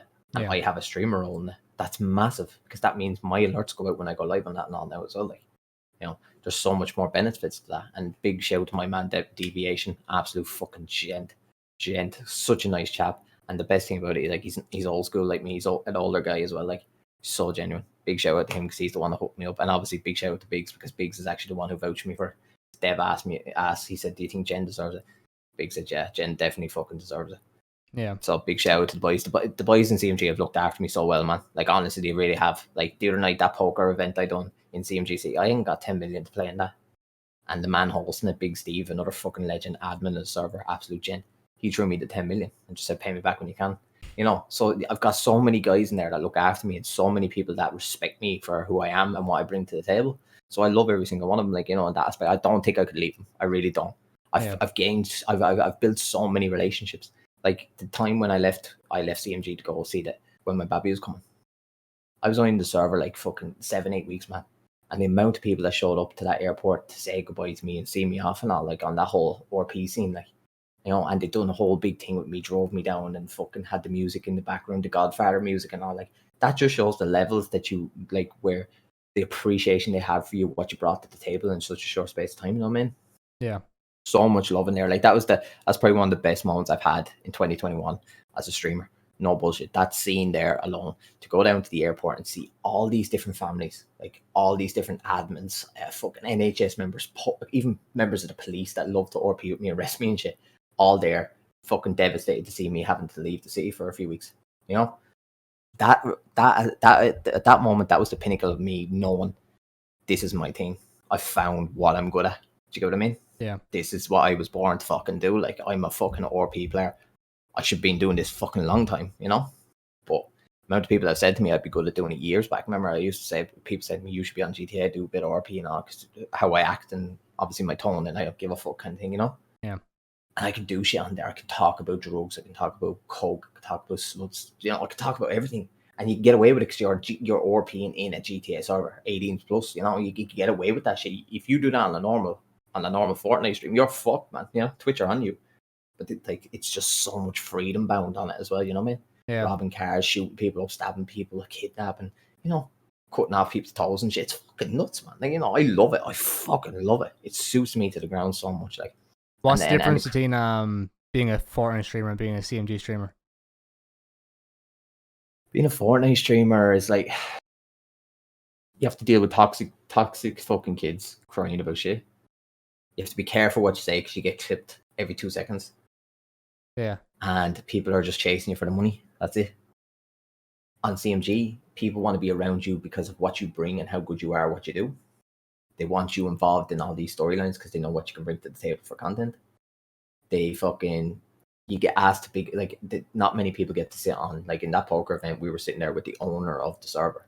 Not many people get to do that. You know what I mean? Yeah. To get to sit there and play poker hand with the owner of the server. Not many people get to do that. Straight up, like, you know what I mean? So to be in a position of like getting to that point where you've actually like starting to get in with all the people that are the most relevant people inside of a system, a structure, that's when you know you're doing something right, you know? So that's also the reason as well. Like, I got to remember, even if I'm sitting there 20, 30 viewers, I've got 200-300 people in the city that want to role play or want to get involved with me, you know? Yeah. I always got to remember that factor as well. How much money do you reckon those fucking boys make owning CMG? Fortune. A fucking fortune. Do you know how much? No, I have no clue, but at the same time, they're spending a lot of money to maintain the server. Do people get, like, admins, do they get paid and all that shit? I've no clue, to be honest, because I haven't got to the pinnacle at that point. Like, I've never applied for admin. I could do long term if I wanted. I probably could down the line. Do you know what I mean? Yeah. But I wouldn't do it. I don't think admin would suit me. You know what I mean? Be boring. No. Yeah. I just don't think I could deal with all these little weird kids being toxic and just, you know, stupid fucking bitching at each other. No. I'm more, like, as I said, I think will be good for content. I'm more than likely going to go on PD soon. Oh, that'd be amazing. I think that'll be good. I think Jenny fucking on the police force, because I'd be the type of cunt to do proper RP cop shit. Like, do you know the way not everyone pull you over for just a random car search and all? Like, yeah. I'd probably pull over and be like, as PC Genesis here though, would you like to open up your vehicle instead outside? Would you be one of those guys with the fucking guns taking speeds? Yeah, I would, and fucking tasers now, the whole job, like, whole job. I do a proper country fucking Garda accent, like, you know what I mean? You know what I mean? Proper, like, what's your name and address, son? Where are you living now? You know, proper fucking. I'll do a proper Irish Garda fucking crack, like, and I guarantee you people will love it, like, you know. Pulling people over. You do realise you've a busted tail light there now. You might want to take down the feather these and get it fixed. You know what I mean? I think it'll be fucking legendary, man. Man. I think it'll be so funny, man. So funny. Like, honestly, I think I'd be so good as a fucking cop. Honestly. You're enjoying CMG, yeah? I love CMG. Really do. You better not quit streaming after this podcast, by the way, because I can see how fucking happy it makes you, like. Yeah, no, honestly, like, I live and eat and sleep and shit, CMG. Like, honestly, like, it's so fun. It's so fun. Even, like, the fragging part of it. Like, when we have no RP, we go fragging. And I'm not obviously a good shooter, but lately I've actually started to drop people, like, you know what I mean? Actually started to get decent with the fucking guns, like. because like, and the hype around me when I kill someone, even with the boys when I go fragging with them, because I don't get many kills, right? And Jenny's on one and he drops 1 or 2 boys. The boys are all like, "Hey, Jenny's fucking cracking," you know, and they're all, it's fucking the hype behind it, like, you know what I mean? And I'm just like, Jenny on Bootins, you know what I mean? Fucking running around with me no fucking shoes on, thinking I'm the best fragger in the city, like, some crack, like, some crack. I love it. Fucking love it, honestly. CMG is such, if you're in with the right people in it, and you're in the right crowd on GTA like that, in the aspect of that server, no matter how down you are, it will pick you up so quick. You will enjoy yourself because there's so many people that actually want to get involved now. Even Josh Gill was saying he wants to get onto it. Oh yeah, man, Josh's a weird one, bro. Josh really fucking, he's lost, like, in a way. Like he doesn't really know what he's doing anymore. Like he wants to be a video editor. He joined TSI. I know, yeah. I don't. And now he's left. Yeah. I feel for the kid, like, because he wants to do this, and I think he dropped out of college as well to do this and stuff. So I wish him the best of luck, man. Told him he can come work for me. Just do all my shit. Take my shit, put it together, make me a TikTok, make me YouTube, do all that for me. I'll pay you. That's why he joined, wasn't it? TSI. Me. Yeah. So if he like, I've opened up to him before. If he actually wants to earn himself a wage every month, like he was with Saints, come to me, work for me, do my shit, be in my stream, clip the good parts, put them into TikToks, put them into short clips for YouTube, do my thumbnails, do my graphics, mod the chat, do all that shit. Do all that shit. Work for me. You'd love that. That'd be like a little Nick Merckx thing going. That's what I need. That's what I need. Yeah. That will drive me more further if I have someone. But the thing is, I need someone that's just going to focus on me. I can't have someone doing fucking 10 guys. You know? Yeah. I need someone that's literally down to just do my shit. Focus on my shit. Be that guy behind the scenes that pushes me there. And if we do it, if I do it that way and I do blow up, you know me well enough. I look after those who fucking support me and back me away. You know? Yeah. So I feel the same way with my thumbnail guy Charlie. Like, it's gonna get to a point, I hope, where he's literally working for me, motherfucker. Yeah. Like, that is, you know what I mean? Yeah. Because I hate when a thumbnail gets pushed off or if something can't happen. I need a guy in the chair that can give me what I need when I need it. Yeah. What else do we have to talk about? What's your goals for next year? What's your goals 2022? What's your ideal situation outcome for next year? Go to TwitchCon, get married. You proposed, haven't you? Years ago. Last year. Go to TwitchCon, get married. Not obviously at TwitchCon, you know, but go to TwitchCon with the boys. Yeah. Get married. And hopefully be one of the, well, I'm getting to that point, Ari, but be one of the key guys in RP for CMG. Yeah. One of them guys that everyone knows when they come into the city that, you know, if I go to this guy, he can help me. Yeah. I want to ask you, I have like 2 more things I want to ask you about. What was the whole, actually, this kind of ties in together. What's your relationship with Taylor now? You don't really talk to Taylor much anymore, do you? It's not more so that, it's like, Taylor came onto CMG when I first kind of was in there as well. Yeah. He kind of tried to get into it, but he wasn't feeling it. Just wasn't his thing realistically, you know. He's a bit shy, you know. Yeah, but it's like he just, you know, he didn't gel with it, and that's fair enough, you know. I'll be deadly honest, I just don't have the time to be jumping into calls now with them like the way I used to. I've been so focused on growing myself and CMG and the family and everything else. I just haven't had time. It's not like I fell out with them or I don't fucking love the cunt to bits. I still do, like I always will, like, you know. All of them, all the Americans boys, you know what I mean? I always have time of day for them. But it's just the simple fact I don't have time and I'm not staying up late like I used to. I used to be up to like 3 or 4 in the morning, you knew that. Yeah. And I'd be still here. And that's when I used to be in calls with them like from midnight to like 6 in the morning. Crazy hours. But I can't do that anymore, bro. You know, I'm doing late night. Joe, it is like it's actually it's quite sad. Like it's like, I don't know. There was like, even if you have like a shit like couple of months, there's still like certain things that really just get you going or get you through those things. I remember going to the, like, you know, get to the calls with the boys and, you know, Taylor and all that, like, and Alpha Core and all that shit back in the time. I was like, that was great. Like, that really fucking like kept me going. Do you know what I mean? Yeah. So it's kind of sad seeing you like not really talk to them anymore because I know. It's just sad, I definitely like I would love to be at a point where I was doing well enough where I could do both in a sense, but I'm still on that grind, man. Like, I still gotta make, I can't be affording, like, I'm being straight up and honest, I can't afford to go on to Warzone and all with the boys on, like, because there's no point in me streaming that. It's just dead for me.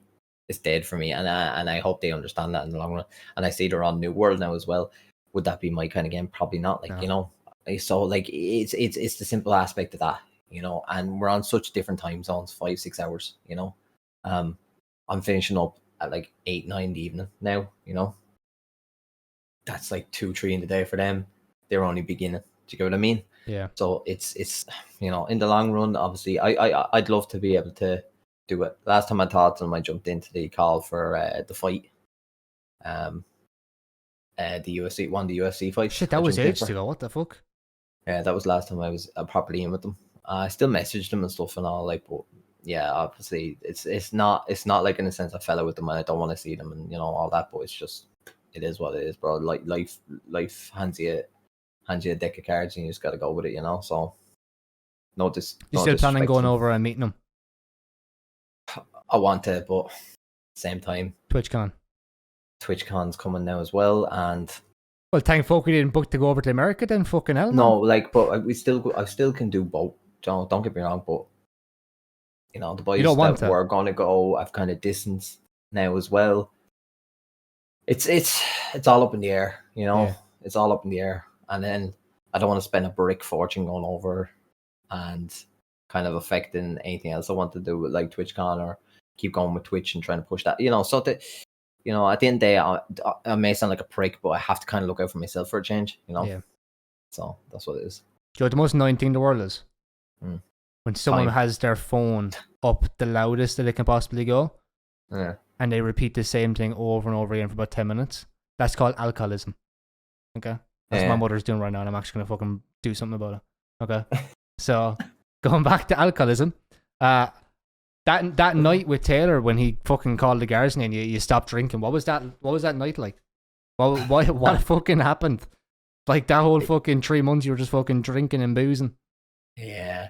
I just hit, like, so back then, obviously, I got stages of my ups and downs. I wasn't on my tablets then. Yeah. I'm on tablets to keep myself sane. You know what I mean? I am. You go to therapy and stuff, don't you? Yeah. I'm on antidepressants and shit, like, you know what I mean? Yeah. Obviously, it has to keep me sane, like, so I've always been tapped in the head, like, obviously, I have to keep myself mellow somewhat. Like, people always just think I go off on one because I do, but they don't understand, like, when I go off, like, there's a reason, I don't just do it for the good of me. Like, if something gets to me, I say how it is, and that's it. That's why I've never been able to keep an actual stable Twitter account until now. I haven't got my Twitter account banned in months, which is shocking. Man, you were fully telling people to kill themselves and all that shit and that thing. Man, I went ham, like. But that's what happens when you literally drink. Well, I drank that night. I drank a bottle of whiskey, bottle of vodka, bottle of Southern Comfort, about 15 cans, and then took fucking couple of Valium. Boom, Jenny on one. Good luck. Yeah, you got into weird places with fucking alcohol. Like, you literally got Antichrist. You'd fucking bait up televisions and all that stuff. Went psychopath. Smashed me fucking keyboard and everything. Went nuts. I'm really proud you actually stopped drinking, though, because at the time that was really fucking worrying all the boys and stuff. Yeah, it was scary, 100%. It's like that's like, so that's the thing, like, but like, I'm not supposed to. I was always told I'm not allowed to drink spirits, but I never listen, that way. But obviously now I've learned. Obviously, I went out with the Irish County Careers and I drank a lot of spirits now, but I handled it well because I'm able to maintain as long as I don't keep at it. Like, there was days I was binging, proper fucking everyday drinking. Like, that shit catches up with you, you know what I mean? And then it depends on your headspace, what kind of frame of mind you're in when you're drinking. Like, if I'm upset about something or I'm angry about something and I start lashing drinking at me, that's going to make it 10 times worse, you know what I mean? Yeah. And I was already dealing with shit then, and I wasn't willing to own up to my own shit. So I was drinking on top of that, trying to, like, cheer myself up, but realistically I was making myself worse. So obviously I got away from the drink, man. I had to, like, you know what I mean? Like, at the end of the day, drink's the demon, like, it is, like, you know what I mean? As I said, I went on the beer, obviously, because the content night and all, it's one night, it's grand. Now I'm back off. Wouldn't touch a drop again now. Probably won't touch a drop now until Christmas. Might have a fucking couple of cans Christmas Day and that'll be it. Was that the worst it got? For me? Yeah. Nah, I've been in worse than that. What about when your father died last year? What was that like? Horrible. Alcohol-wise? Heavy. I was hiding drink from Nicole and all. Yeah. Drinking on the sly and all, yeah. Fucking, you know, saying I'll sleep downstairs on the couch, realistically, sitting up all night drinking me sorrows, like, you know. That's the thing, like, you know, I used to turn to the drink as a way out. Yeah, coping, exactly. But I finally got to a stage where I realized I can't do this anymore. Like, it's just, I can't do it. I'm gonna drink myself into an early grave, you know what I mean? Yeah. So I had to get away from it all, like, you know what I mean? But I feel so much fresher and better away from it all, like, you know what I mean? 100%. Was there anything that Nicole could have done to stop you, or do you reckon it was just you were just so stuck in your ways? No. Nicole knows when I'm at a low like that, or, you know, she just knows, like, not to, like, she'll obviously contact the right people in a sense, you know what I mean? Yeah. To help me out in that sense, but she wouldn't get involved as in, like, but she'd punch that off me, like, realistically. If I got too out of hand, she'd punch me out. There's a really sad night actually when you were streaming. It was actually like really fucking like for everyone watching, it's really fucking sad.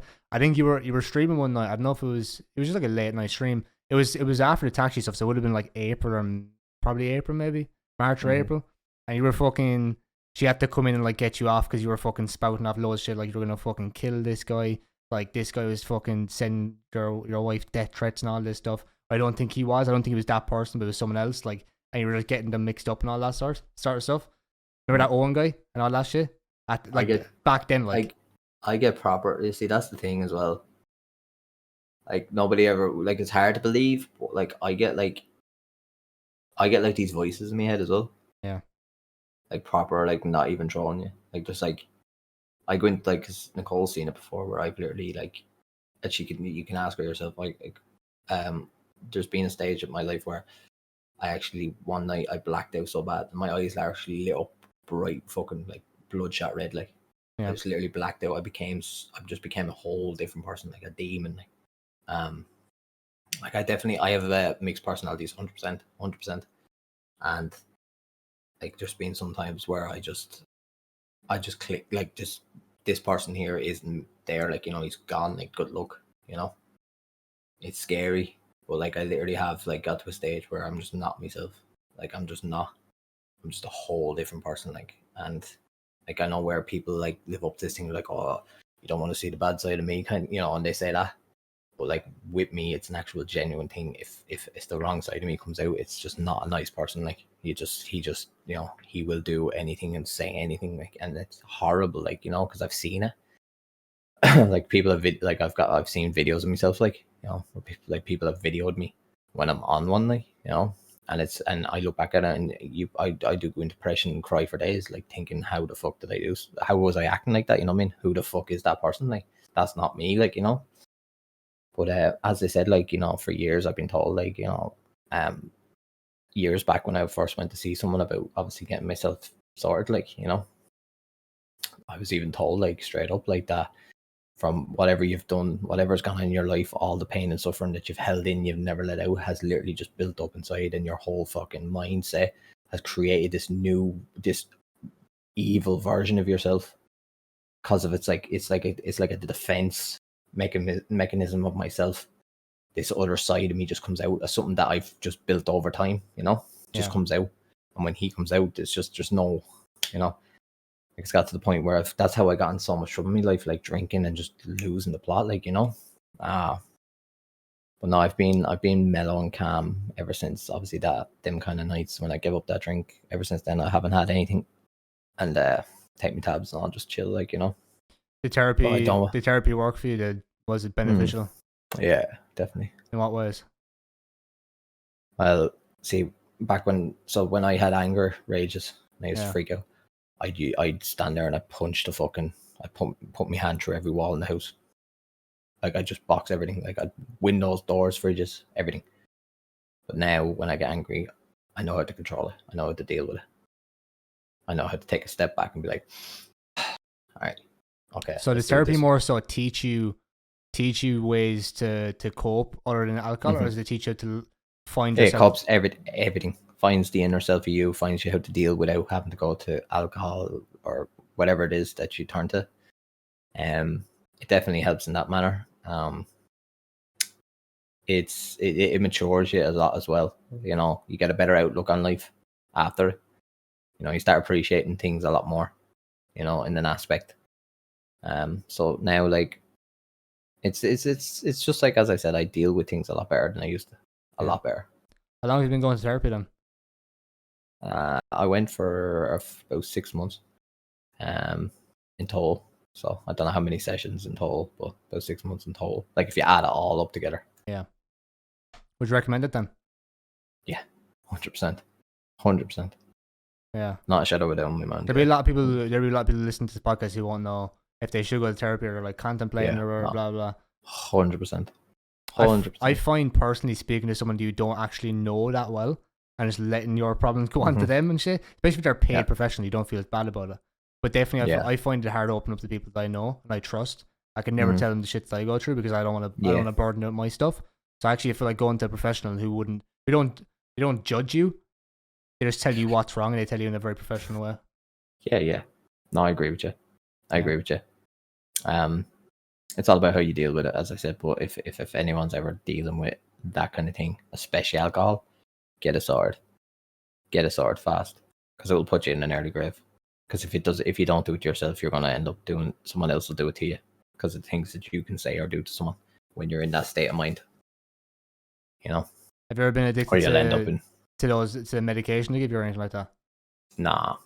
So basically, the whole point of the ones you're on is they're physically impossible to get addicted to. Yeah. Your body just becomes adjusted, basically. So they're like just these little tablets, they're like orangey looking tablets. Take one in the morning. Oh, your tolerance not get high to it though if you take more to get the same effect. No, same. No, they don't, like, you can't double dose, triple dose on them. No, it's just one, and you know that's it. It does what it does. Yeah. It takes a few weeks for them, obviously, to kick in. So the first few weeks are very hard. You'll feel very sick, sweaty, and you know, real clustered and all, like, you know, claustrophobic kind of feelings. But once you get past that, you're smooth sailing. Are you happy now? Over the moon. Overall, I might not look right now, but yeah. Overall with everything that's going on, even if you're having like a little bit of a low at the moment, like streaming and stuff. But lows with stream it doesn't affect my real life. That's one thing I want to point out. It doesn't affect it. It affects me as in when I come onto the computer, I'm thinking, do I stream? Is there any point? Yeah, that kind of thing. But when I'm away from this, nah, I'm happy as fuck, man. I've got everything a man wants at my age. You know what I mean? Well, would you say your parenting style is similar to what you've known, or do you feel like it's something completely new? You've kind of put pieces and pieces together over your life to kind of like form your own parenting style. Is there any influence into your parenting style, or how you look from my own parents? Yeah, or just in general? Oh no, definitely different. Yeah. Definitely different. No disrespect, like, obviously. Obviously I won't say too much, you know, but no disrespect, but like, you know, there's a difference being a parent, and there's a difference between being a parent and being a parent, if you get what I mean. Yeah.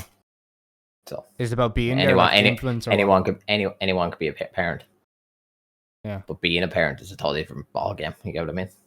Well, what's the difference in that though? Is that about being there for the person, or that's like basically like, you know, you can be a parent and do fucking nothing, not look up or down child, not give a fuck. Yeah. And then there's doing everything you want to do, or as much as you can do physically, because not everyone's going to be the best parent in the world, regardless what they, you know. And there's only so much to do. Like Nicole is a million times better parent than I am. A million times. She is fucking yonks ahead of me in the parent division. Out straight, and I'll openly admit that straight up. Nicole does 99% of the work. She does, and that's why I'm able to do this. You know what I mean? But she literally is the hands-on everything. Like, you know, she's the number one. Like she's the number one mom. You know. Do you reckon she had more of a traditional upbringing in terms of like with her parents and stuff? Nicole's family are definitely. She has a nice family unit. Yeah. Like she really does. Her family are really like tight knitted, proper family. So she has that, like, you know what I mean? So, but like she didn't have it easy growing up either. So I won't say too much on it, because obviously it's her business, you know. But Nicole didn't have it easy growing up either. So the fact that she didn't have it easy either, but she's become an absolute superstar. fucking fair fucks to her. Like honestly, I at the end of the day, she's 1 in a million. I'd probably not even say it enough to her. Being honest, I don't. But she is 100%. She's 1 in a million. What sort of charity work do you do with P8 House and stuff? So right now, like literally all the stuff we done loads of stuff with them. Like obviously all the streams and stuff, and then obviously all our little fucking our flower and all we got sent out for the, obviously the cancer one and all, like and also we have a load of stuff, like obviously the little bits and bobs here, and obviously the letter that came out was actually Tyler's name because I put it in Tyler's instead of mine for a change because, you know, sick of looking at me own. So I put it in Tyler's name and he got it's here somewhere. There it is. They're stuck on the Eat Sleep poster. You'll see them in the corner. See the white sheets in the top corner. That's obviously the other ones we did and all, like, you know, because, you know, apparently people thought I took the money and all, which was funny. Yeah, was that to do with Owen Tech Tips when you got suspended that time? Remember they were like saying, oh, you do the subathon, the charity stream together, and they were like fucking saying, oh, you take all the money from charity and all that shit. Yeah. Funny guys. As I said, B-Ball did the same thing. Remember when he said I never did the thing and I kept the money, and then we slapped it up on Twitter, picture of and all, like, and and the picture I have on Instagram. Yeah, I just drove all the way down to Wexford, stood outside PA House, and done the old fucking, you know, it was all just so I could keep 300-400 quid. Yeah, cheers, you know. Yeah. Saps, man, honestly. What's this is like my last like proper thing I want to talk about. What's your opinion on Ladnation? Because it's starting up pretty soon, I think. I think it'd be very good with so Chris is very business sense. Like he doesn't do anything by with emotion. Yeah. Like he will go in and he'll do it right. Do you get what I mean? Like he won't do something unless it's done right. And I think it's taken this long because he wants to make sure it's done properly before the release, instead of just slapping up like any other org or any other thing, like, oh, we are Ladnation, welcome in. I think it's 6 months in the making or something like that. Yeah, I have a feeling he has something big planned. I won't say much. I had a little chat with him. Yeah. But I can't say much. Oh, they're being very secretive about it. I was talking to JMB about it, and he's like, I can't tell you this because I'll be the person to get cut out and I'll be the one. Oh, he's so funny about it. Yeah, no, I had a little chat with Chris and he explained to me what the crack was now. But yeah, it sounds like it's going to take off very good. And the fact that he was saying, like, he wants to interact with obviously other content creators as well for special guest sort of things if they do, you know, go to a spooky mansion for a night, whatever, with like Ladnation, with Genesis at spooky mansion, you know, that kind of.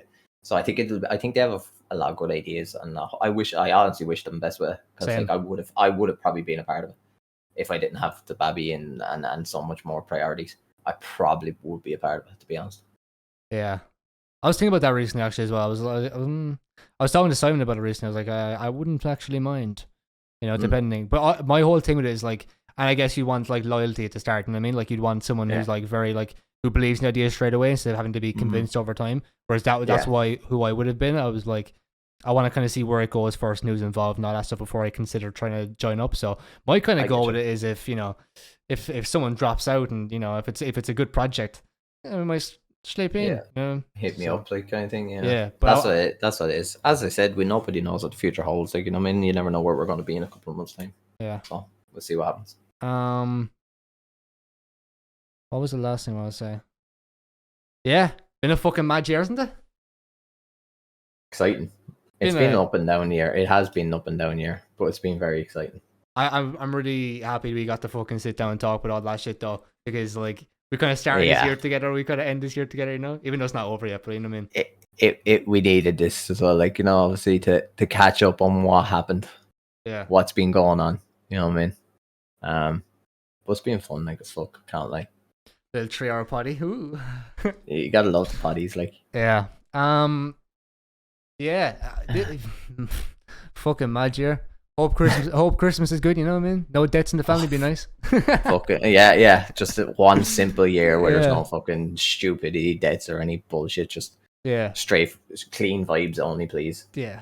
Yeah, that I'm gonna wrap up the podcast. Hope you guys enjoyed. If you did, like the fucking video.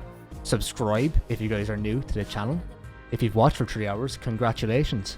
You just listened to the insides and outs of Genesis's brain for 3 hours. Not the first time. Yeah, not the fucking last. Yeah, twitch.tv/Genesis, all the shit in the description. And cheers for watching. I'll talk to you next one. Actually, we'll have Gara. I think Gara's on next. I think maybe. So we'll see.